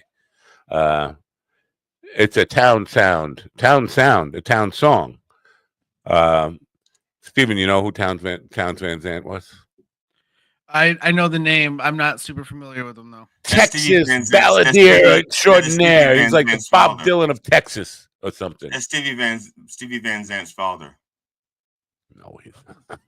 Yes, it is. He's Ronnie Van Zandt's sister. How many people do you give with their last name of Van Zandt, who is also in music? Okay. Well, you have Ronnie Van Zandt and Steven Van Zandt. They're all related. They're all related. They're not related. No. They are too. I got proof. Well, let me see. Show me. Show us the birth certificate. Stephen told me. That's proof. I did not. Yes, you did. When is Jenna Jameson getting here? We've been stalling long enough. It's been like an hour and 19 minutes, and we still haven't. She had an unfortunate waxing incident, so she's not going to make it. How old is she? Can we Google how old Jenna Jameson is? Probably like 58. That's not too old to be a porn star, is it? No. Thank you for acknowledging that we're presently not at war with Iran. Who said that? Well, that's the technicality. Oh, she's 51 and still super hot. So 51? Oh my God. She's a year younger than my mom. So does that offer some kind of like mommy issue for you? No, that makes it gross. Why? Because you think she's hot and she looks like, and she reminds you of your mother? She doesn't remind me of my mom at all in any way, shape, or form. Outside of almost How do the you age. know what your mom's shape or form is like? I don't, and I don't want to try so to figure you it don't know. out. So you don't know then. Well, then you don't I said know. in any shape or form, including like So you don't face know. or anything. So But no, you don't. But you don't know her shape or form. If you just said you don't know her shape, you're right, because even in the womb, I was like, I don't want to touch my mom's vagina. That's gross. I was a C-section. So yeah. I thank you for I your understand. mother being a skank whore. My brothers are C-sections. I was a Section 8. My sister, actually, all my siblings are C-sections. every time you say that, it just fills me with joy, and I don't know why. It was a skank whore emergency I had on Twitter. I just had to attend to it. I heard. You're fine. Skank whore emergency. Yeah, Steve and I were just fine talking without you. We didn't really. I'm sorry. I got to take a deep breath there. Skank whore emergencies. They take the wind out of me. Okay. All right. Now, where were we? White weed. So, Steven, how's the bass coming along? Are you learning any new songs? What's the new things you learn? The bass is coming along fine. Every time Steven leaves the room, it starts to play nice. No, I haven't been home a lot for the last couple weeks, so I plan on this week getting a lot of practice. So the foundation is wearing off. It's like the new girlfriend thing. Like when you get a new girlfriend, no. You're touching her all the time, you're kissing her all the time, you're always in bed, and then after like a week or two, you stop touching the bass, and the bass goes like, "You don't love me anymore. Why'd you buy me in the first place?" No. It's transporting it is just something I don't want to do, so I just haven't taken it with me. Do you have a case for it? A hard case? No. Well, I have a gig bag for it. Yeah, what a little gig bag. What it came with. It's what it came with, dude. I know they all come with that, and what you do with that is almost all of them come with, because my guitars came with the hard shell case. Well, no, you know something? I bought the hard shell case. You have to buy the hard shell. Yeah, they come with the gig bag and for or the cardboard case. Some of them come with the cardboard case. I would never trust that, because you know what? In the shipping, you're gonna get some fucking FedEx guy or a UPS guy just banging that fucking box around. The box was beat to hell when it got here. I've never ordered a guitar or any instrument online. Every instrument I have. Oh yeah, and I found my crybaby last night. But every instrument that I have, I went and picked up myself in the store. What a fucking dinosaur! Now, I don't think I've bought. No, I shouldn't say that. There was a Martin I bought from Guitar Center probably about 15 years ago. But other than that, like going back, probably the late 90s was the last time I actually went to a music store to or somebody's house to buy an instrument from them. So I remember, this is years and years ago. I was about 17 or no, I was like 18. Let me see here. I'm trying to think. Ooh, I was 19 or 20 years old, and I've been saving up my money because I was about to buy the guitar of my dreams, which was a Mustang. I don't know if you remember the Mustang. No, I'm sorry, it was the SG Special. You know, it was the Gibson SG, and it only was the guitar of my dreams because my favorite guitarist, Zal Clemenson, played one, and I wanted that same guitar. Who was your favorite guitar player? Zal Clemenson. This is a long time ago when he was my favorite guitar player, and it wasn't his style as much as it was his performances. I like the way he performed. He wasn't like the best guitarist, but when I watched him perform, I want to have the same kind of stage presence as he has. So that's why I wanted to get the guitar. I was developing my stage persona. And so I saved up my money and I went into the store and I said to the guy, I want to try that guitar, the SG. And he wouldn't let me play it because I was a black person. Right. They didn't trust black people to play the instruments. I guess they thought they would get like skin tone melanin on the strings or something. but they wouldn't let the little white kid come in and play the guitars, and he didn't have any money. But I actually had a wad of cash in my pocket, so I could buy the guitar. You just stole it from a white guy? What? A wad of cash? I don't know.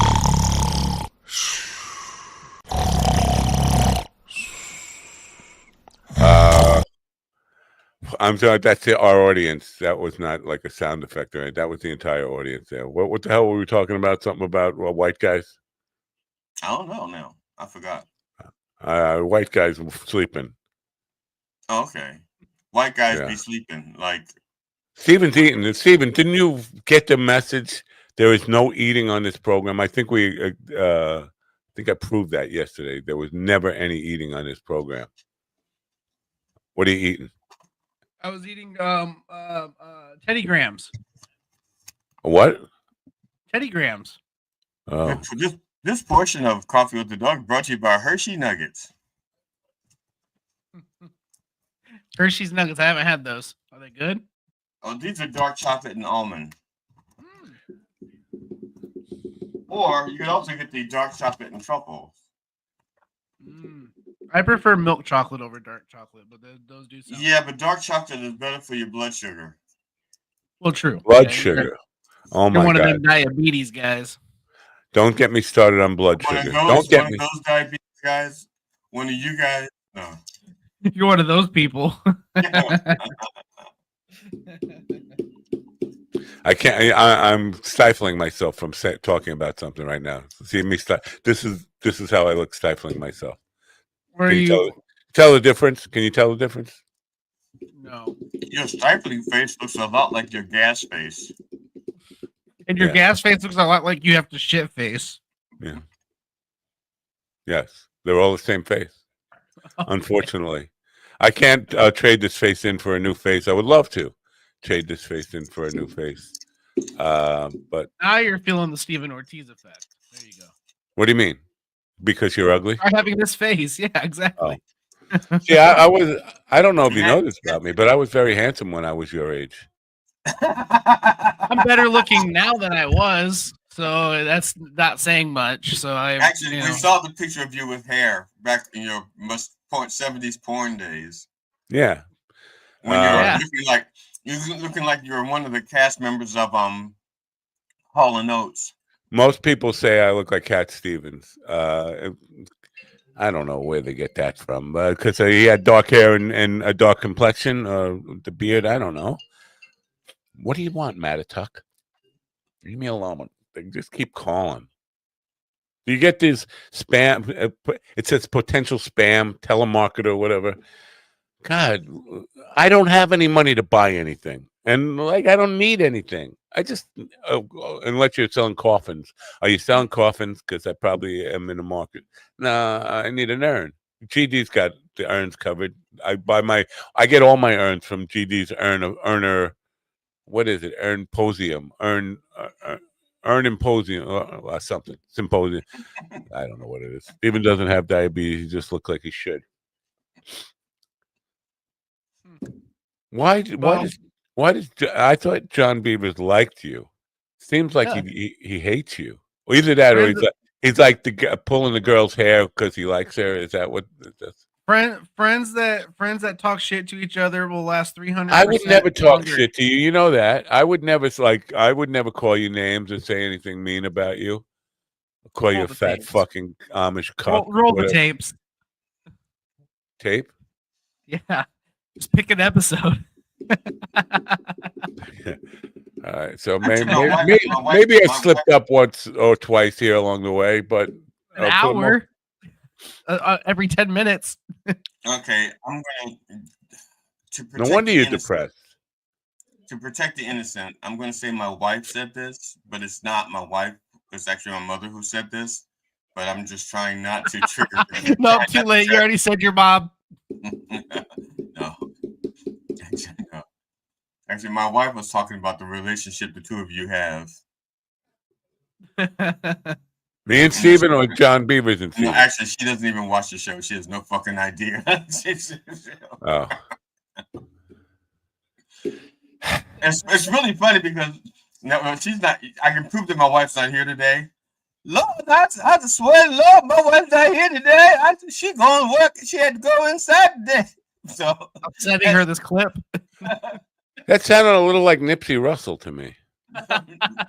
So when my wife is here, like, and I'm going to tell her about something on the show, she'll say, "I heard." I said, "You only heard my part of it. You didn't hear what anybody else said." She goes, "I don't hear what anybody else says." Oh yeah. Yeah. I mean, but my wife thinks I talk about her all the time on this show. Is that true? You guys would know better than me because I don't know what comes out of my mouth. Here's what she says to me. I don't know if I can tell you this because I don't want you talking about it on your stupid fucking show. You don't talk about her all the time, but once you start, you don't stop for like 20 minutes. Yeah, I was say it does happen. It's not like it doesn't happen often, but when it does happen, it's a lot in one sitting. Yeah, like yesterday, you hadn't mentioned it at all, and then she brought in the eggs and spinach and garlic.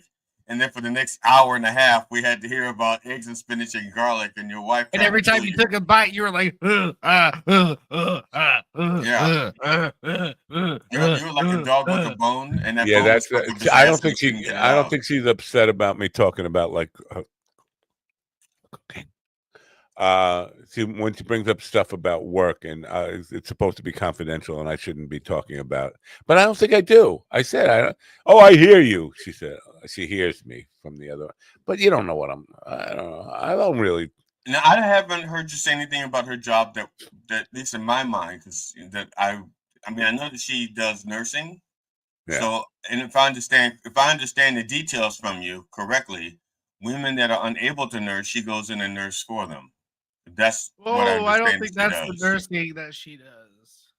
That's my understanding. That's what I took from it. Your wife breastfeeds other people's babies? Yeah, sure. Yes. I would be if I were a woman. If I were a young woman, I would be renting out my vagina like left and right for babies. Because I don't know if you know this about surrogates, but now because the price has gone up. Would you rent your vagina or just your eggs? And you know what? Well, you don't get to keep the egg because if it turns into a baby, hold on here. You could do it like offer like packages. You want the full vagina, it's like a whole vacation, all inclusive. If you just want the eggs, it's a different. It could be like an Airbnb or just yeah, or EG&G.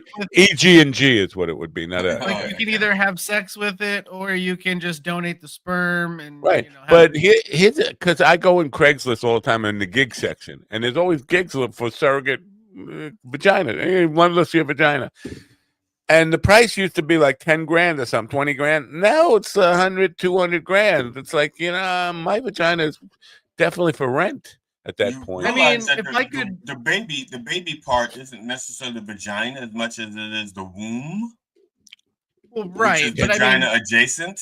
Still, 200 grand. It's for rent. Is all I'm saying. I get the sentiment, though. Yeah, it makes sense. I mean, if you can set yourself up and make that much in one sitting, then you'll have plenty of time to recover, right? And then you could do whatever you wanted to do. You could do one a year. You got a $200,000 a year job just like that, and basically, basically getting laid once by a fucking ugly dude, and then puking for three or 4 months at a time, and then shitting out a watermelon, and then you're done. Assuming you're a healthy woman, you can do that without getting screwed by an ugly dude, right? They could just use a turkey paper and go. I don't know. Wait, what was that again? Okay, I just wanted to make sure I heard that right. So I don't know. But having never shit out a watermelon, listen, that's got to be. I've been there for one watermelon that got shot out. Okay, so not all babies are black, so it's not like you're. I'm just talking size and weight quality. Okay. I thought you were just calling little black babies watermelon. I remember the doctor saying, those are the watermelon children. I remember the doctor saying to me, here comes the head, you want to see? And I was like, yeah, I did the same thing. They were like, you want to see it? I glanced and I was like, oh my, nope, I'm good. I just remembered the Met game is on out in the car. I'll be right back. And I literally did that. I went out and listened to Doc Gooden was starting.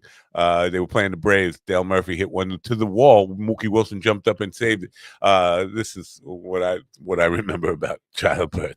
Going out to listen to the Mets. What I remember about childbirth is when I was born, the doctor was pulling me out by the head. And I don't mean my childbirth. I mean because he was having me by the penis. Pulled me out penis first. He goes, pulled you up by his dreads? He grabbed me by my penis and says, the head came off first. And I'm just dangling like this.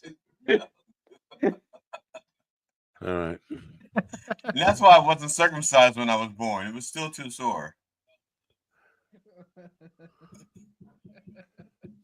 I don't know. This dead air is because I'm thinking about the whole circumcision thing. Oh, I did it because I was thinking about your penis. No, I'm thinking about all penises at this moment. This whole idea of circumcision. Who was the first guy? Well, like the first guy wasn't circumcised, right? The first guy who had it, and he said, "You know what? My son. I don't like his extra."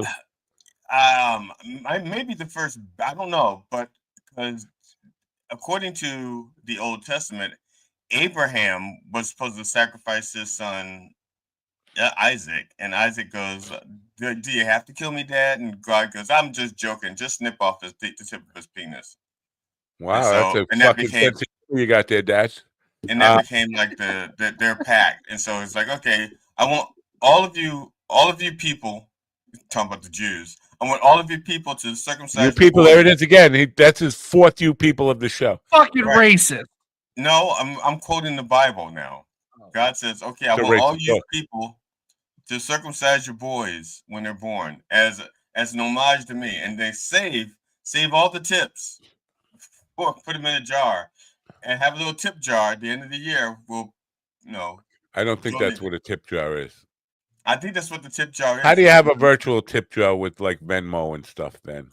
If you can't send foreskin through electronic, or can you? And maybe I just don't know. I've never tried to send my foreskin. You're so ignorant. You use Fortran to send foreskin. That's what Fortran is for. Is that still a thing? I didn't even know that. 4chan or 4chan, 8chan, Chan, but Charlie Chan. I think so. Well, I don't know. I think 4chan might still be a thing. Be. It is still a thing because I put it in a song, and I wouldn't have done it if it wasn't a thing. Did I? I probably told you about this, but when I thought I had QAnon, the Q guy, I thought I had Q on my program. You thought you had Biden on your show? No, Biden is Q. Well, it depends on who you ask. Oh, no, this guy's name, I believe his name is Scott Howard. I don't remember seeing him at the Q meetings.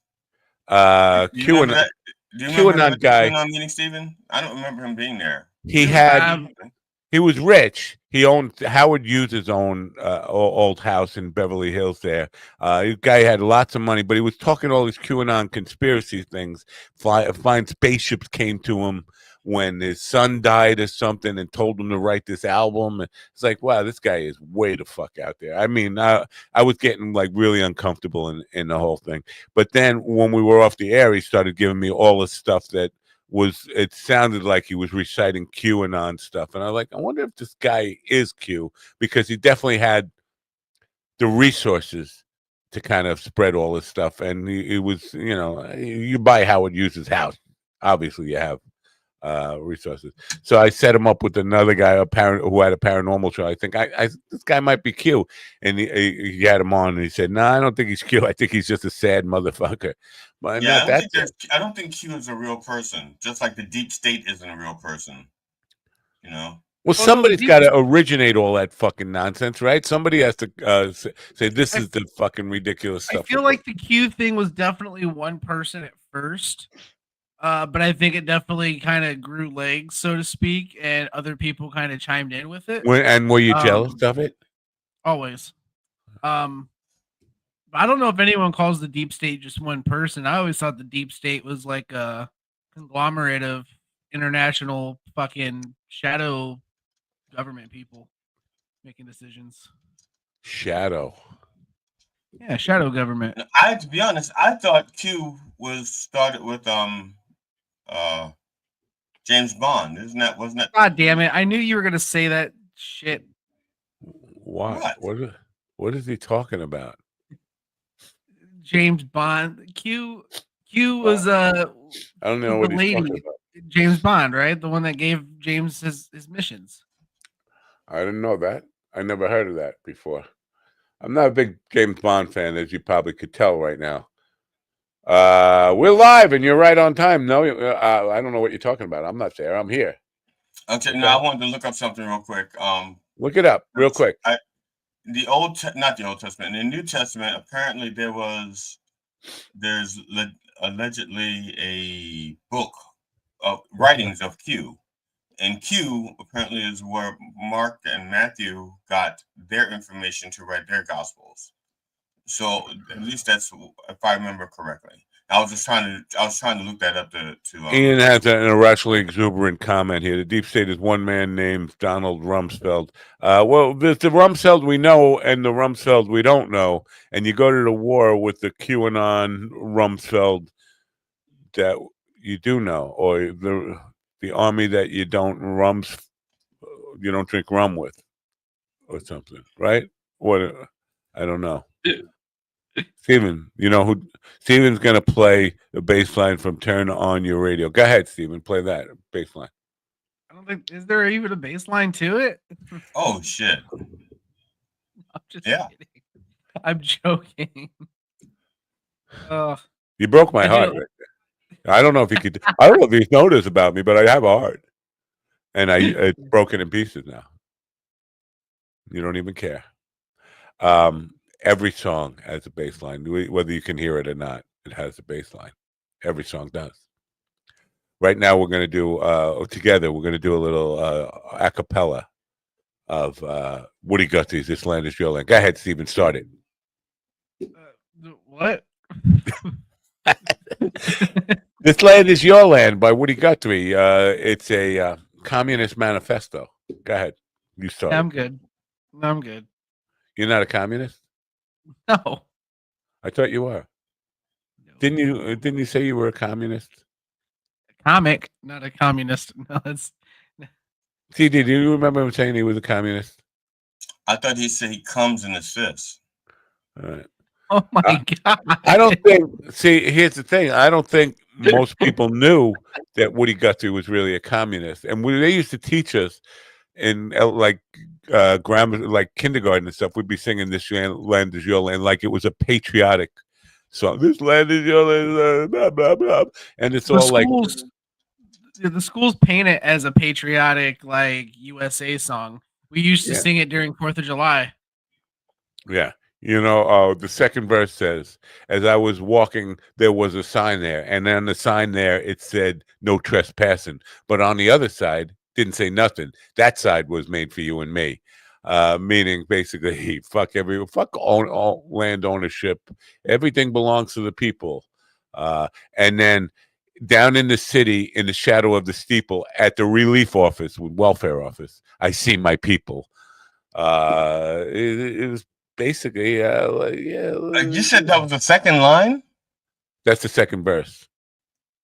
As I went walking that ribbon of highway, and I saw. That's the first verse. Yeah, that's the first verse. No, the first verse says, "This land is your land." No, that's the chorus. What? No. What? Yeah. "This land is your land" is the chorus. I roamed and rambled. Okay, so you're saying I roamed and rambled, and I followed my footsteps to the sparkling sands of their diamond deserts. All around me, a voice was a sounding. This land was made for you and me. All right, that is one version of it. The original version that he put out, you're right, that is a verse in a later version of the song. The very first edition he put out. It says right here, this is the only version that I ever released. Matt is wrong. It says right here that it says, signed Woody Guthrie. Wow. No. Matter of fact, he mentioned you by name. That's fucking weird. That's amazing. Yeah. Now the very first rendition of it, because Ramblin' Jack also did a cover of it and was reminiscing about Woody coming out with this The first line, as I was walking that ribbon of highway, I saw above me a endless skyway. I saw below me that golden valley. This land was made for you and me. Then it goes back into the chorus. Then it comes as I was strolling, I saw a sign there, and on that sign it said no trespassing. But on the other side, it didn't say nothing. Okay, they have that as the third verse. They have it as there was a big high wall there that tried to stop me. Sign was painted, said private property. But on the backside, it didn't say nothing, honey. Right. This land was made for you Wow. and me. Keeps changing. No, it did change quite a bit. The song evolved, but it's the point. Again, it says right here, Matt Napo is not going to agree with you, but what does he know? He was raised by a Chinese family. Nope. It says right there. Nope. Woody would have never mentioned me because he hated my guts. I remember the day I was born, he showed up at the hospital and said, "Fucking kill that thing." And so because they thought you were his. Yeah. And he said that boy wasn't made for you or me. But the point I was making is the Communist Manifesto. Also, like Little Pink Houses, John Mellencamp's song, people think that's a patriotic song, and that's really a Communist Manifesto in itself too. Now I thought Little Pink Houses was the sequel to Little Green Apples because that's the yard that they had them in. They had the Little Green Apples, and the Little Green Apples were in the yard that had the Little Pink Houses. Well, if that ain't loving me. Whatever happened to him? Was it the guy that used to write those little comedy songs? Like God didn't make Little Green Apples. Was Jim Stafford? Was that his name? No, Jim Stafford didn't write that. Jim Stafford had his own. Steven, you know who Jim I don't like spiders and snakes. I don't like spiders and snakes. Okay. And why would we grew wild on the farm? We never knew what it was called. Right. That was all Jim Stafford? Yeah. So he didn't do the Little Green Apples then. Somebody else did that. No. I think it was a black guy who did Little Green Apples. What? Yeah. And if that's not loving me, then all I gotta say. I thought Little Pink Houses. Where the little red Corvette was parked, and they had little green apples in the yard. You remember it, right? And he also had a pink Cadillac. Little tiny green apples can refer to crab apples, which are naturally small, or the Granny Smith. I'm not asking about a fucking song, you idiot. I'm telling you, Gronk. You need to ask Gronk. Ask Gronk what it is. Gronk here. Wow. Eat your own little green apples. Gronk here. O.C. Smith, who looked a lot like, well, they all look alike to me, but he looked a lot like Barack Obama in his day. O.C. Smith, Hickory Holler was the name of the album. Little Green Apples was originally on. Wow. O.C. Was that the same guy? Was that the same guy that used to play on the Lakers? O.C. That's A.C. Green. Never mind. Yeah. Yeah. G.C. Smith. You're thinking of G.C. Smith, right? From Hall & Oates and Saturday Night Live and whatever. Anyway, Little Pink Houses. I think we need to ask Matt that because Matt is actually our resident Elvis expert. Jim Stafford was he had a hard on for Elvis, but he also had a hard on for Priscilla. But which was this hard on harder for? I think probably for Priscilla. It's hard to fuck a dead guy who's been, I don't know, maybe. But so he had a television show. I think it was Pursuing Priscilla right after. I mean, this is like 78 or something. Elvis died in 77. He was like, sniffing right around Priscilla right around that time. Hey, Elvis is gone now. Like, I do a great Elvis impersonation, trying to slip in there. That ain't the way to do it. You don't. If you're going to try to impress a widow, you don't go bringing up your impersonation of her dead husband. I don't know. It's just, I don't think that's the way to get it. Number 27 said to number 27 said to number 3, "You're the cutest jailbird I ever did see." Oh, I've never seen a mixed prison. No, it was definitely a gay anthem, right? Super gay. Hey, if you can't find a partner, use a wooden chair. That then hurts. You get splinters. You get splinters. Yeah, that sounds like a bad idea. The Mind Dog TV cast and crew do not recommend using wood sex toys. No, That's how you get splinters. Not even the mop. Well, unless it's got a lacquer finish. If it has a lacquer finish, that may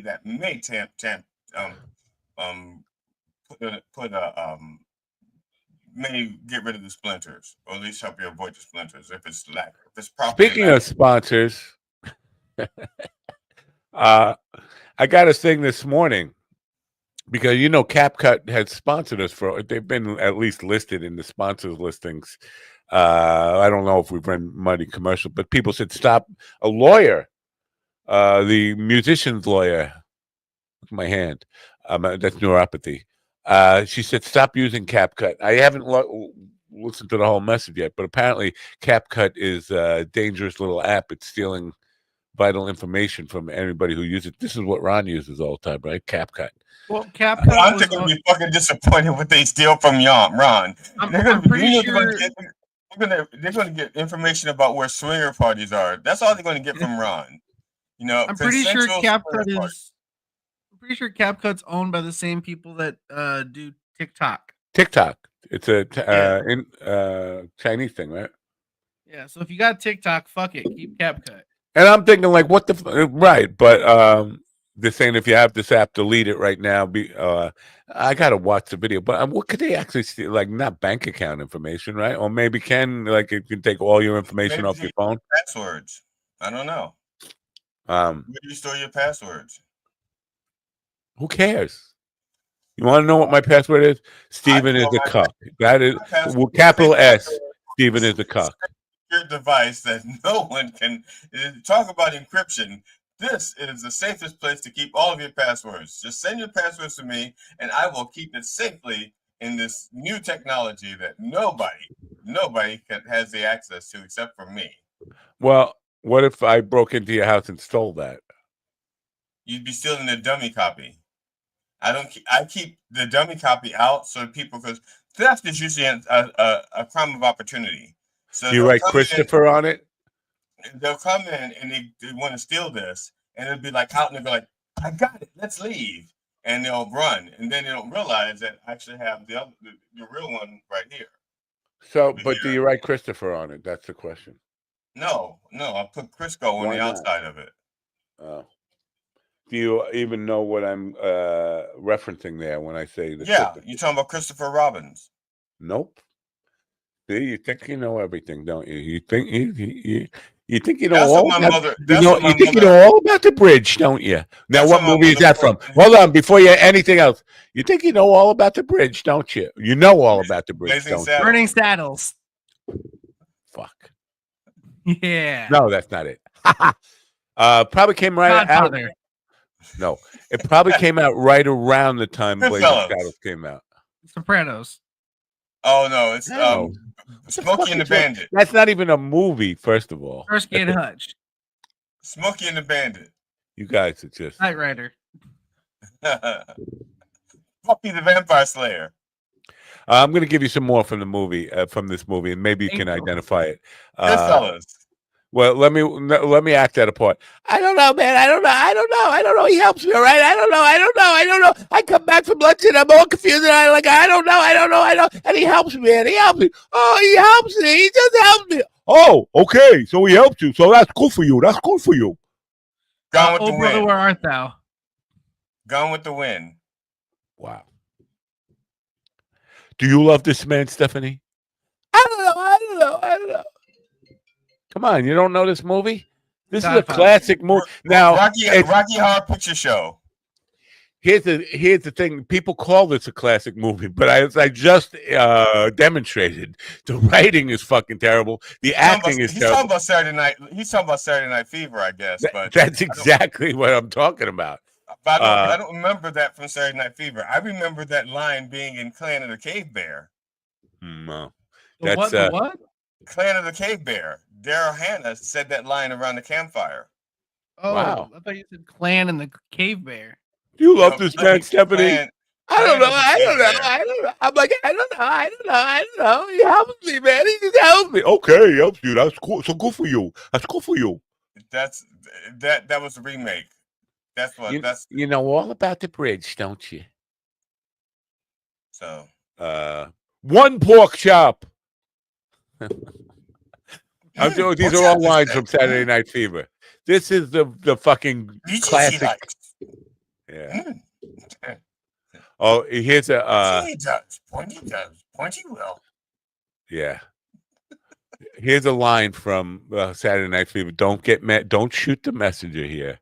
This is a very racist, and I don't know if they bleeped this out of when Saturday Night Fever plays. You know the racist line. There's it's like he's singing a song. He's on the bridge. He's getting ready. The guy's getting ready to jump, and he says, "Spick, would you stick your dick in a spick? Does it get bigger in a nigger?" Oh my God! What the fuck? That's in the. I don't know if they. Christ. I know. Did they? Okay, I think you got your movies mixed up, Matt. I think that was from Bad News Bears. No, that's from. Steven, God damn it, with the hat! Stop it. I think it was from Mickey Mouse. My eyes. The Adventures of Steamboat Willie. No, I should get a copy of that movie and see if they left that in there for posterity. Song of the South. That was definitely in there though. Spick, would you stick your dick in a spick? Does it get bigger in a nigger? Now I said it twice. So you're kind of glad that he jumped off the fucking bridge at that point, right? You fucking racist. Probably if that's the guy if the guy that's saying it's the guy jumping, then hell yeah. No, it doesn't. I don't care. You don't care that he jumped? I don't care that he said it. You don't care that he said it? No, I've heard worse. You sure he didn't invent it? He was just repeating it, right? So yeah, I'm pretty sure he was repeating. I'm pretty sure that John Travolta said it first. All right. Come to find out, it was all ad lib. John Travolta probably said it off camera as like a joke, and he goes, "We're going to." I like that. You mind if I use that in the actual movie? John Travolta goes like, "Hey, I don't, hey, shit, hey, yeah, hey." Yeah, sure, whatever. Mr. Carter, Mr. Carter, me and Boom Boom want to take a Freddy in the back and have our way with him. Racist lines in Saturday Night Fever. Racial slurs. The film features several uses of racial slurs, including the N-word and spick. Explicit dialogue on race. Now, why can they say spick, but they can't say nigger? I know. The S word. Yeah. Now, Donald Trump used the N-word the other day for nuclear. He called it the N-word, nuclear. Like, that's not the N-word, dude.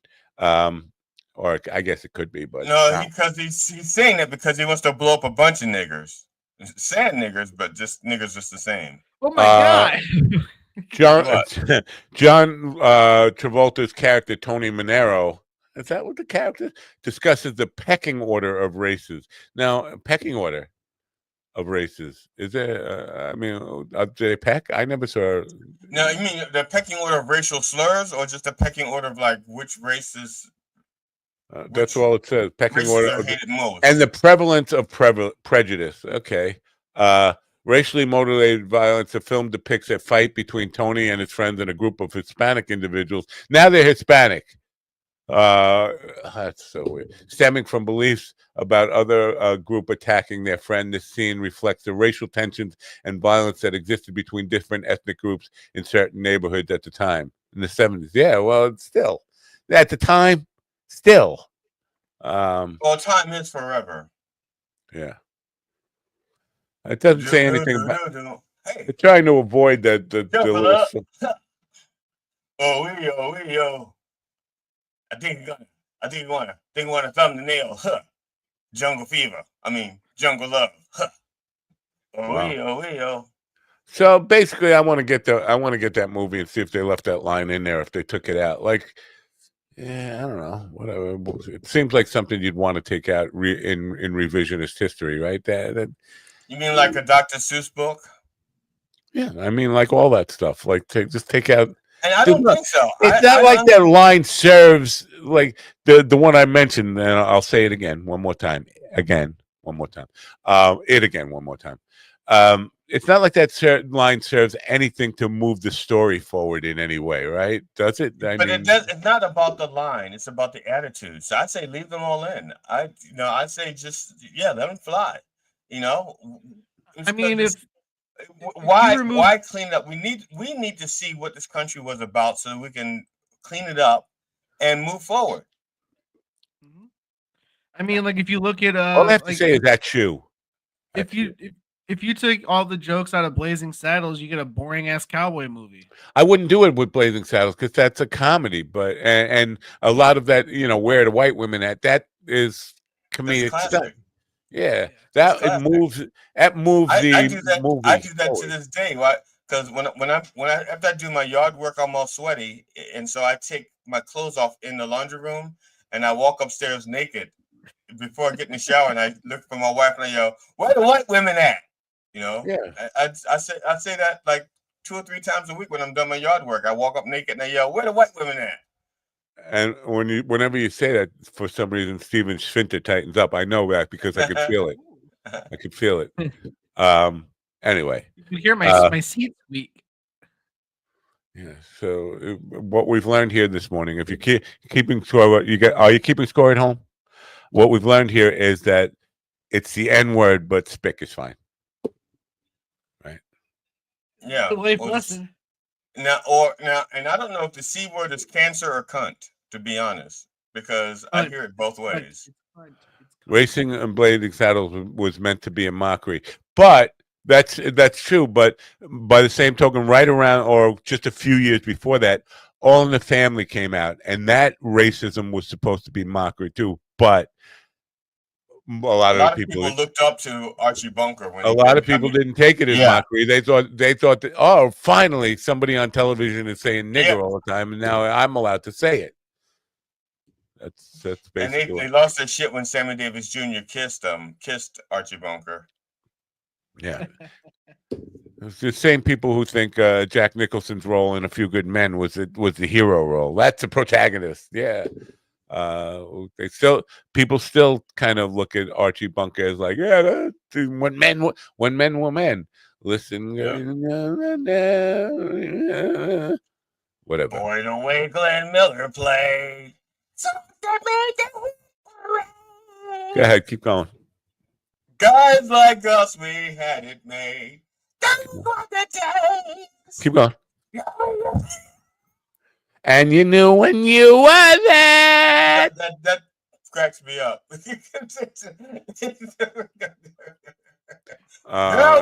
Girls, man. Mister. Didn't need no welfare state. Now this line, if you get this next line, you win. I don't know what you win, but you win. Gee, that really felt great. I had to look this, and I remember looking it up, not online because there was no online. I remember going to the library to say, "What the fuck? How do I find this out?" Microfilm. Find out what that last line is. G.R.O. LaSalle ran great. Right. G.R.O. LaSalle ran great because everybody was like, "What the fuck are they saying? What is?" If you don't know that's what it says, it sounds like what the hell are they saying there? G.R.O. LaSalle ran great, huh? Right. LaSalle was a car in the 30s, I guess. Our old LaSalle ran great, but who the fuck knew that? Nobody knew that. It was years when I learned what that actual sound was. That line was. On the theme of songs that people think are patriotic but are not. Born in the USA. Sort of kind of born it's about a guy who went to Vietnam and came back a paraplegic, right? Born in the USA, but a lot of politicians were co-opting that song as if it was like just talking about how it's great to be born in the USA, but it was about a guy who was born on the 4th of July, but gave all for his country and got nothing in return. The VA kind of abandoned him. I don't know. It's not the movie. It's not the song you think it is. That's all I'm saying. There are a lot of those. People mistake them for patriotic song. Patriot. Well, are you a patriot? I don't think the Star Spangled Banner was a very patriotic song. Which one? Well, didn't the original version have something about slavery in the second verse or something? Which song? What are you talking about? A Star Spangled Banner. Oh, I don't know. That's a good question. Yeah, I think there. Well, here's a part of a Star Spangled Banner that most people, most idiots, think it was written about the Revolutionary War. It was written about the War of 1812. And Francis Scott Key in Baltimore Harbor, seeing the flags on the ships still waving. That it's but people always think, oh, it's about 1776. No, it was written 1812. Yeah. And the weirdest thing, that wasn't even the only war in 1812. I mean, there was a real war over in Asia, Europe, 1812 as well. Yeah. And somebody said about Britain going to war with the United States, and I mentioned there were two times when it actually happened. The two, like, yeah, the second time we went to war with Britain, and this is something people probably don't know. The president ran away and left his wife in charge of the government, and she was really, literally the first female president. Stephen, who am I talking about? The first female president. Go ahead, Stephen. I'll let you answer because that was Theodore Roosevelt's wife, right? Maybe 80 years before Roosevelt was president. Melania Trump. Dolly Madison. I would thought you'd know that because you eat her ice cream every day, right? Dolly Madison. No, he eats her cupcakes. Oh, cupcakes. I don't like ice cream. All right. You don't like ice cream? Ice cream really doesn't like him. He's almost lactose intolerant. No, I'm not lactose intolerant at all. I love mac and almost. Weren't you fucking listening? I said almost. Yeah. Well, I don't know how you can almost be that. Why would he fucking listen? But so now Bill Rhodes, for the history teacher, maybe he'll correct me on this. James Madison ran away and left Dolly Madison. This is my belief that he left Dolly in charge. This is James Madison is one of these guys that's revered as one of the founding fathers, right? The guy who came up with the electoral college. Huh? It doesn't mean he was brave because he was a founding Obviously father. He wasn't. Anybody can leave a load of sperm and be a father, Yeah. Almost anybody. You have to have sperm. I think the British were going to burn down the White House, and he just ran for the hills and said, all right, Dolly, it's all, take care of it. Bill Rhodes, please correct me. I think technically he says, Dolly, I'm going up for some more dough so you can make some more pancakes. I'm going up to get some more flour so you can make some more cupcakes. I'll be right back. And let me just to clarify, when he got back from his little runaway, Francis Scott Key was against abolition. It's hard to argue against intentions in the words of the full version. I don't know. Well, I'm going to have to look up the full version. Nobody knows the full version except Bill Rhodes. I mean, you can find the full version online. Now, nobody ever sings the full version. That's for fucking sure. Well, here's the thing about James Madison that nobody, even Bill Rhodes doesn't know this. When he got back from his little runaway, he put on blackface and he said, "Hello, Dolly." Dolly. Yeah, as a matter of fact, that became a very historic moment. Yeah. So that was as a matter of fact, he was actually he was dressed more like Carol Channing. Now, where do I find Dolly? Well, full lyrics to the Star Spangled Banner? Full lyrics. Yeah, I think it's like the last. I think it's like the last verse or something. It says something about if you're a free man, you have a house, and if you're not, you must be black or something like that. I can't remember. Wow, he doesn't say one word. That's exactly what it says, word for word. Actually, weird. Complete version of the Star Spangled. Well, how come nobody brings this up? On the shore, so you know the first verse, but on the second verse it says, "On the shore, dimly seen through the mists of the deep, where the foe's haughty who would fucking sing these words? Where the foe's haughty host in dread silence reposes." Come on, stop. Talk like a fucking human. What is it that which the breeze or the towering steep, as it fistfully blows, half conceals, half discloses? Now it catches the gleam of the morning's first beam. In the glory reflected now shines in the stream. 'Tis the star-spangled banner. Oh, long may it wave over the land of the free and the home of the brave. And where is the hand? Where's the hand where so vauntingly swore that the havoc of war and the battle's confusion, a home and a country should leave us no more. Their blood has washed out of the foul footsteps pollution. Is this real? That doesn't sound right. No refugee should save. Bill, am I just reading bullshit here? Somebody made this up in fucking. I don't know. I never heard the full thing, I guess. No refugee could save the hireling and slave from the terror of flight or the gloom of the grave. So he's definitely talking about a slave there, like he's fine with. And the starts, but this is 1812, right? The really abolitionist movement hadn't really, or had it taken foot yet? I don't know. And the Star Spangled Banner in triumph doth wave, or the land of the free and the home of the brave. One more verse. Oh, thus it be ever when free men shall stand, free men, between their loved home and the war's desolation. Bless the victory and peace may be a heaven rescued land. Praise the power that has made it preserved to us a nation. Then conquer we must with our cause is just, and be our motto, in God we trust. People are saying in Trump we trust now. I fucking hate that. And the wars and the Star Spangled Banner in triumph shall wave.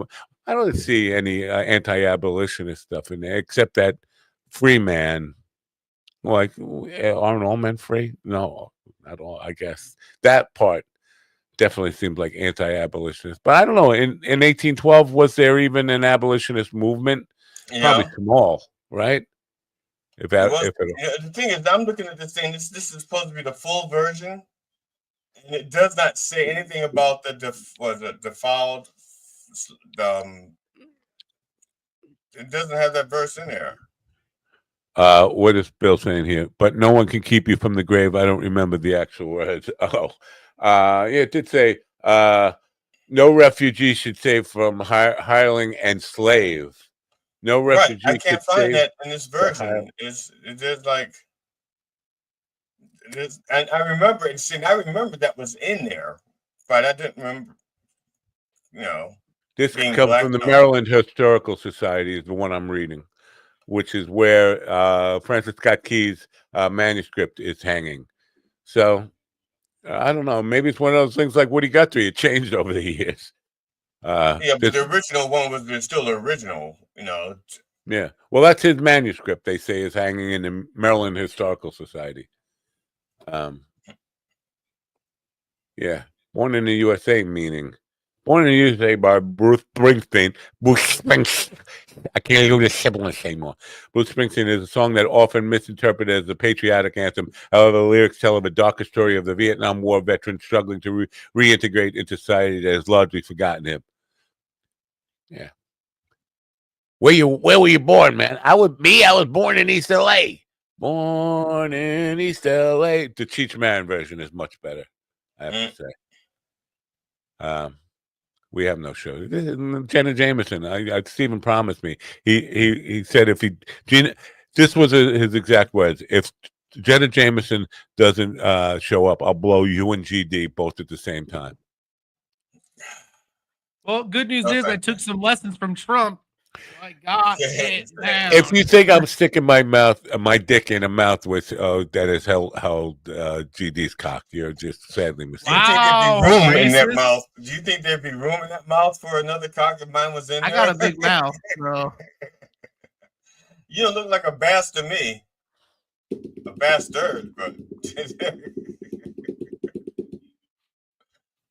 so yeah. All right, ladies and gentlemen, I think we've tortured you enough with this. We'll be here all week. Stephen, what's going on with the bank, brother? Yeah, they don't like you, do they? You thought it was a lock. Oh, I got the job at the bank. I got the job at the bank. I got the job at the bank. And now they're like, fuck you, fucking No, they said I'd boy. hear either. They said I'd hear it either the end of last week or beginning of this week. So we'll see. The abolitionist movement started after the revolution, and some slaves were voluntold to fight. Yeah, that's when you walk up to them and you tell them. Yeah, you're a volunteer. I was voluntold. Yeah. So they were fighting in the revolution. I did not know. You know, I assume there probably were some. You know, when it got to the plantation, they would definitely fight for their homes, right? Well, Christmas addicts. Or was it Crispy Addicts, as he was known by his family? Wasn't he the first one dead? Yeah, that's why they called them Crispy Addicts. Yeah. I don't want to go first. I don't want to go. I don't want to go. GD can have Stephen's bacterial full mouth all to himself. It's like a 23andMe. He's just swabbing the inner linings of his mouth so he can submit his dick for DNA testing. I've got generations in here. All right. No, be more like the early COVID test where the swab goes all the way up your nose and touches your brain. Oh God, dude! I don't. How does the show? How does the show? Is it still going without getting? Because we say some pretty. I mean, if you just look at today's show, there's some pretty objectionable things. Ass fucking, anal. All the sorts spick and nigger thing was not all that. Jesus Christ! Well, I'm just saying that spick and nigger thing is not. Oh I'm just saying the spick and nigger thing is not all that acceptable in polite society. Is all I'm saying. Well, thank God we aren't listened to by polite society. That's no. Yeah. And I'd just like to apologize to anybody who's offended by hearing me say those words. I'm just quoting a classic polite movie. Society. He shouldn't. You get polite society right out of your mouth. I am just quoting a classic movie, a classic film. You mean like Gone with the Wind or Training Day? Yeah, the idea that they were trusted to take up arms for a cause, so they should have the rights to freedom in a new nation. Well, here's the thing. If I'm a slave and somebody hands me a gun to go fight somebody else, first thing I'm doing is shooting the motherfucker who gave me the gun. Exactly. Why didn't they think of that? They probably did, and somebody probably tried it, but that's probably when they made sure there was more white dudes with guns than black dudes with guns. Yeah. Well, part of that, and to be honest, one of the things that was done to the Africans was they were Jesusified. You know, they were like saying, "This is not." You know, Jesus wouldn't have wanted it like that. So it's in the Bible. Slavery's in the Bible. So you know, you do it for Jesus. You know, a lot of them were Jesusified. You know, that's probably why one of the first things they did was strip away their actual names and their actual religion. Where the white Christians at? Are you a Christian, GD? Are you a Christian man? I don't know. I don't know what that means. Are you a Christian? Do you follow? I don't know what that means. Do you accept Jesus Christ as your Lord and Savior? Well, in that case, no. Okay. I don't have a Lord and Savior. Wow. If I can't save myself, I'm not worth saving. Well, this is my thing. Now, people will say, because I said the other day, you really think you're worth it? I don't think I'm worth saving either. I mean, look at me. I fucked up all along the way. Now, there's the argument can be made, well, if there's a creator, he created me. What the fuck was he thinking? How did he even think there would be a chance for me not to just fuck everything up? Especially if he's all knowing. I mean, you got look at that piece of that flush that fucker. But people got upset. I did get some hateful emails saying, I think the words I said, do you think you're worth saving? I don't. But I mean, I don't think about, I mean, if you were the Messiah, let's just say you were the Messiah 2,000 years ago, and they took you and crucified you on a fucking cross, and they nailed you to the cross, and they forgive my mother and all that, and then whatever, tortured you. Why would you be in a hurry to come back to save me when obviously that I didn't care about the first Last name's Nika, please. Oh, Nika. I get it. I like it. Took me a second or a minute No, it or an didn't. hour. You got it instantly. Nika, please. I was like, Nick, applause, and you got it instantly. Yeah. This is I did the show, the comedy show of mine that Blind Mike has been ripping to shreds for the past 2 years. I recorded it in like 2016. No. So some of that material, 1913, you recorded it. I recorded in 2016, and some of the material I've been doing since 2015. I've been doing for like a year because I didn't 1913. I said I've been working on it for like almost 2 years. And one of my punchlines was "Nickel, please." Okay, and because I won't do the whole joke. I just tell you the punchline stuff, and it's actually worked very well. But did I said, Mike "Nickel, comment please." on that one? He did. He commented on it because my comment was that was one of my favorite punchlines ever. "Nickel, please," and he says people have been saying that forever, and it's like no. He's like there was like no, I don't. No, I and nickel like the coin because I was talking. I gotta admit, it's been a phrase like Indiana. That's how white kids got away with saying it. Yeah, to be fair, time. You're in Maryland. He's in Boston, and I don't know if you know this about Boston, but Boston is one of the most racist fucking. Oh yeah, I know that. I know so that. It's quite possible he grew up hearing that all over the place, even though you didn't. Yeah, but what I'm saying is, I understand that. I understand it very well. But for him to assume that I knew about that is, that's why I say a lot of the premises they have are flawed. I think actually I can't remember what the word I actually used before, but yeah, flawed. Yeah, but I used something else before. I said retarded, inept. retarded, Yeah, idiotic, inept, stupid. Because I was talking about pennies. I was talking about pennies and pennies not mattering, and so he was like, well, what do we teach our children that brown change doesn't matter? All change matters. And then I say nickel, please. Okay, right. So now like I said, in 2016, and the other things I've been using it. I've been doing it for a little while. I didn't just like do that show, a 90-minute show, and wrote it the day before.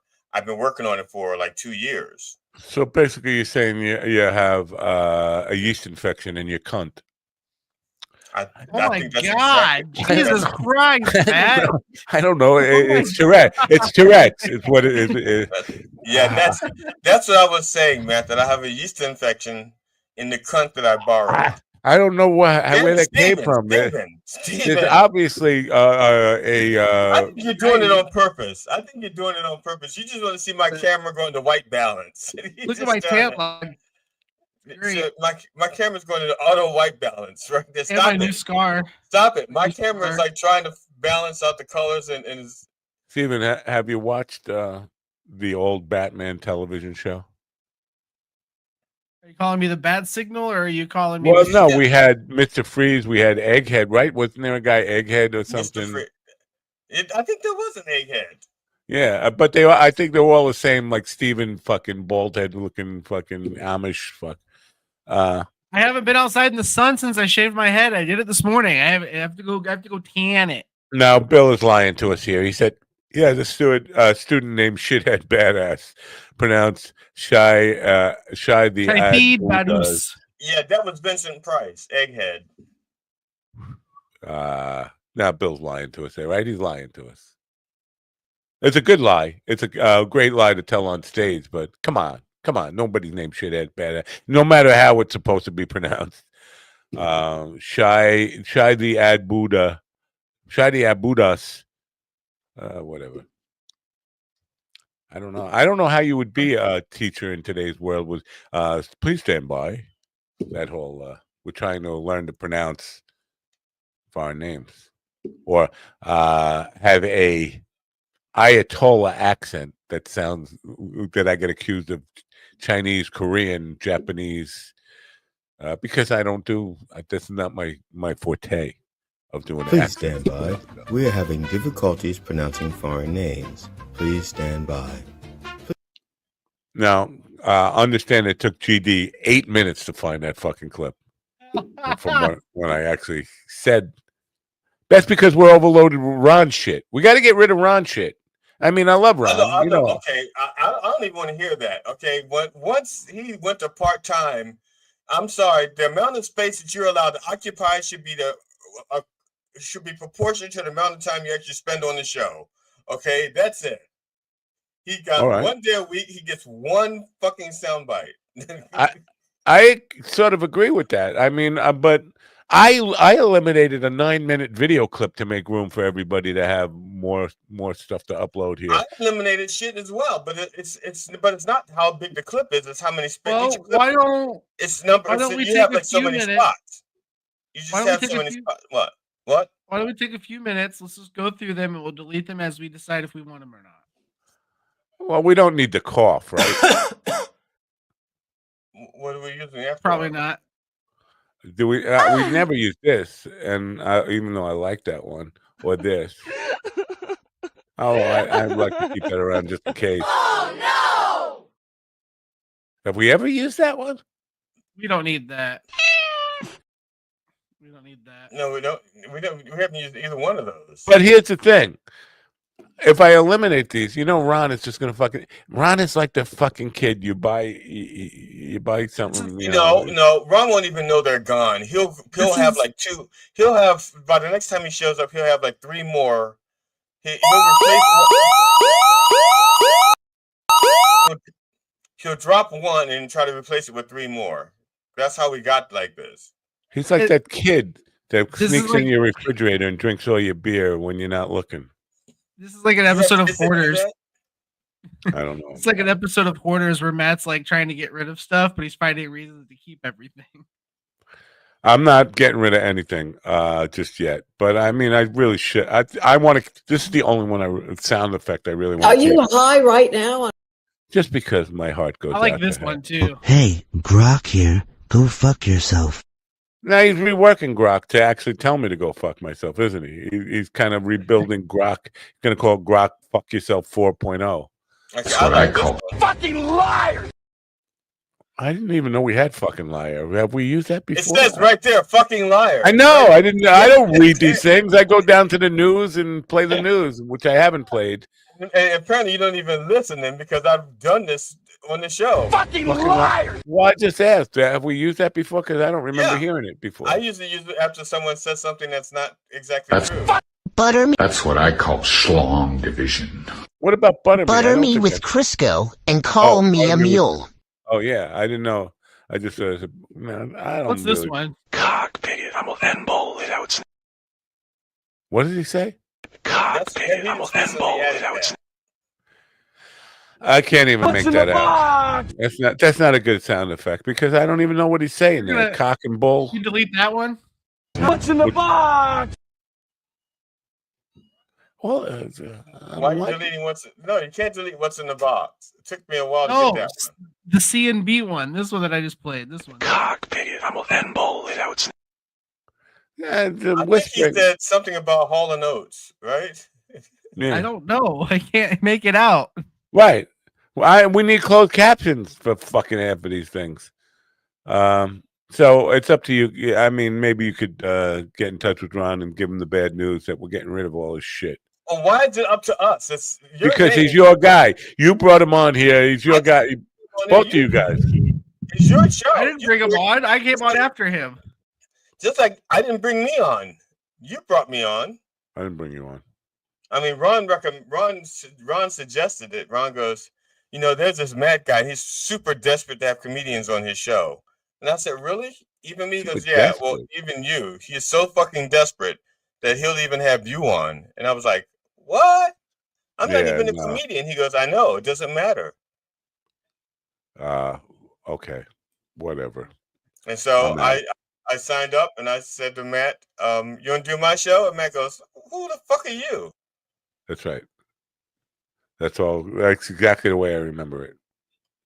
Yeah. I also remember, never mind, I'm not even going to say it again. I've already got myself in enough trouble. I'm gonna try to find something productive to do with this Tuesday. I'm thinking it's gonna get hotter every fucking day this week. By the way, it's gonna reach 100 here today with 100% humidity. But I was thinking about going down to the beach and doing a busking painting show. Now I'm kind of changing my mind. I got to clean up my office because I can start When practicing. you're done, come over and clean up this room because it's a fuck no. When I'm done this, today should be an edible day, except for I got to practice. And I don't like to practice when I'm stoned. Practice what? Oh, parodies, nutsy jokes, and short stories. July 19th, a live hybrid show available on plausible.com. Wow. I did not know about that. I am July 19th, $5 per device. I'm auditioning for a movie here next week. Somebody sent me a casting call thing. 60-year-old guy who could play a mob enforcer. I was like, well, I'm 65, but close enough, right? Sure. Yeah, I don't know, man. You don't really give off a mafia vibe, man. You don't really give off this gangster Italian thing, Yeah, I feel like I'm being typecast anyway, too much in that. I mean, if you look at all those, but I'm trying to put together my IMDb. I have an IMDb page. I don't know if you're aware of this, but it's so fucking lame. It is me on a cooking show, off the cuff cooking with Craig Mitchell. Craig Mitchell is a gay chef who has diabetes type 2 and was trying to come up with recipes for people with diabetes type 2. And for some reason, he needed a guy to play a mob guy and chose me. Why would he choose me? But that's the only clip that's on my IMDb page. I need to fill that up with some acting reel or something. So maybe maybe I should work on that today, but I won't. Yeah, and I have to do the voiceover for this. I haven't. I got to add voiceover for that. Get your tickets. $5 per device. Get your tickets. It sounds like Willie. Did you get Willie to do that voiceover?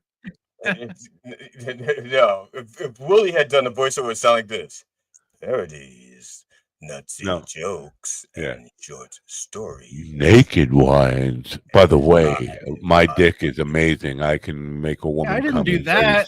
Parodies, nutsy jokes, and short stories. A live hybrid show. I don't know if you know this about naked wines, but I can make a woman come really fast because women are turned on by losers with no money and no prospects. And G.D. Fenderson perform songs. Now, I don't know. We're going to get off the air here, but the other day I mentioned I was in the blind Mike audience, and he was talking about this guy, King Abdullah. You know this guy, King Abdullah? This guy like so full of from Jordan. King Abdullah from Jordan. He's This is a guy, an internet dude. He's not the Jordan guy. He's an American Jew, big old brawny type of guy. He's talking about how he got in fights. He got jumped by 30 guys and kicked all their ass. I mean, just bragging away about everything. Talking about this is the least humble person this side of Willie. But he's talking about he got an Uzi and then people didn't fuck with him anymore. But then he got jumped by 5 guys. Like, wait a minute. People didn't fuck with you anymore, but then you get jumped by 5 guys and you got an Uzi. Now, he got jumped by 5 guys who all had guns. They were all. I think he meant 5. I think he went into the burger place. He went in the 5 guys. But he said he got jumped by 5 guys. They were shooting, all shooting guns at him, and he still managed to beat the shit out of 5 guys. And they must have been all bad shots. Not only that, they weren't even real guns. They were shooting water pistols at him. You would and think the 5 guys are blind and they didn't have any arms. So I mentioned to him he should go find out about the one we'll see, because the one we'll see. I know everybody knows the story. He was holding up, armed robbery, a flower shop. And the woman had a gun. The woman at the cash register pulled out a gun, and he ran away out into the street where the cops were waiting for him. He got in a gunfight with cops, and a cop managed to shoot one nut off. Now, I don't know if the cop was aiming for the one nut, but if he was, but the whole. I think that was more like a Neo moment from like Matrix. They shot. He was like, he moved back and he lifted up his leg just enough, and the one ball got. And they said afterwards, "You move like they did." He goes, "Apparently not fast enough. Fast a nut. Apparently not fast a nut." That story's just nuts. But so then he goes to the hospital. Now they didn't try to save the missing nut. Nobody went like, I would go all over the street like, "Where'd my nut go? Where'd my nut go?" I don't think it shot it off. I think they just damaged it to the point where they had to remove it. A bullet sticking right through a testicle. That should be in the Smithsonian, right? A bullet through a testicle. Anyway, my brother lost. Well, actually, he lost both of his in the war. Your mom lost her what? I said my brother lost both of his testicles in basic training. Well, not basic training. He was an actual soldier at the time, but they were doing their little practice stuff. You know, they have this stick which has like boxing gloves on either end, and they use it to like hit you in the balls with it. And when they did that to him, they hit him a little bit too hard, and he lost both testicles. My friend, and in the transfusion, he contracted AIDS. My friend Dang with one thang. He Is lost. That Lieutenant Dang? Dang with one thang. He left his one ball on the handlebars of a motorcycle he was driving when he got into a accident, and the motorcycle stayed.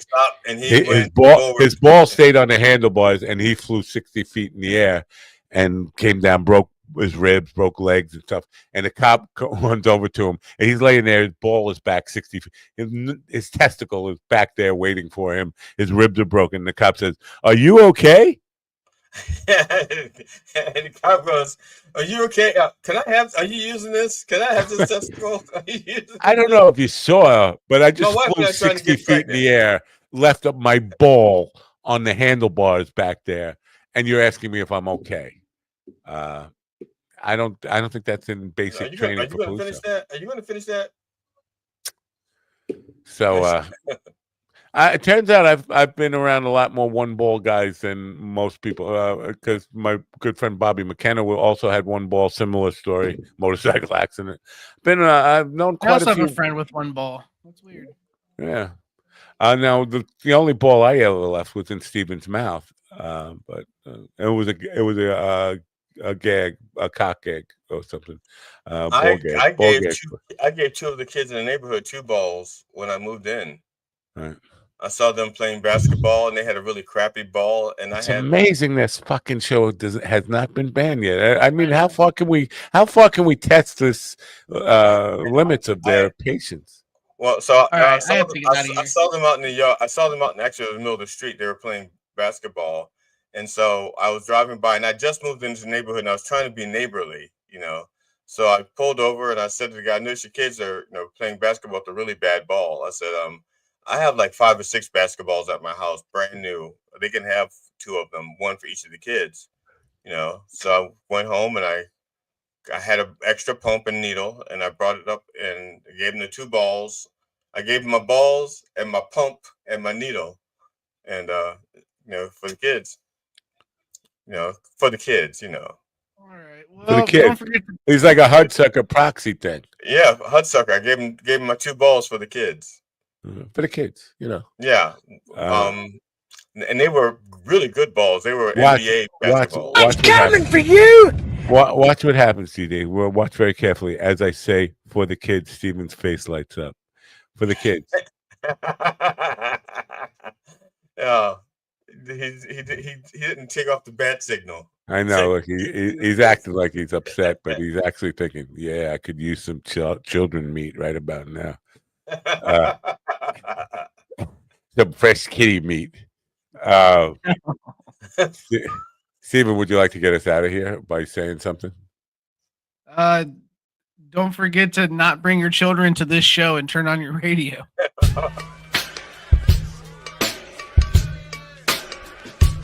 I'm coming for you!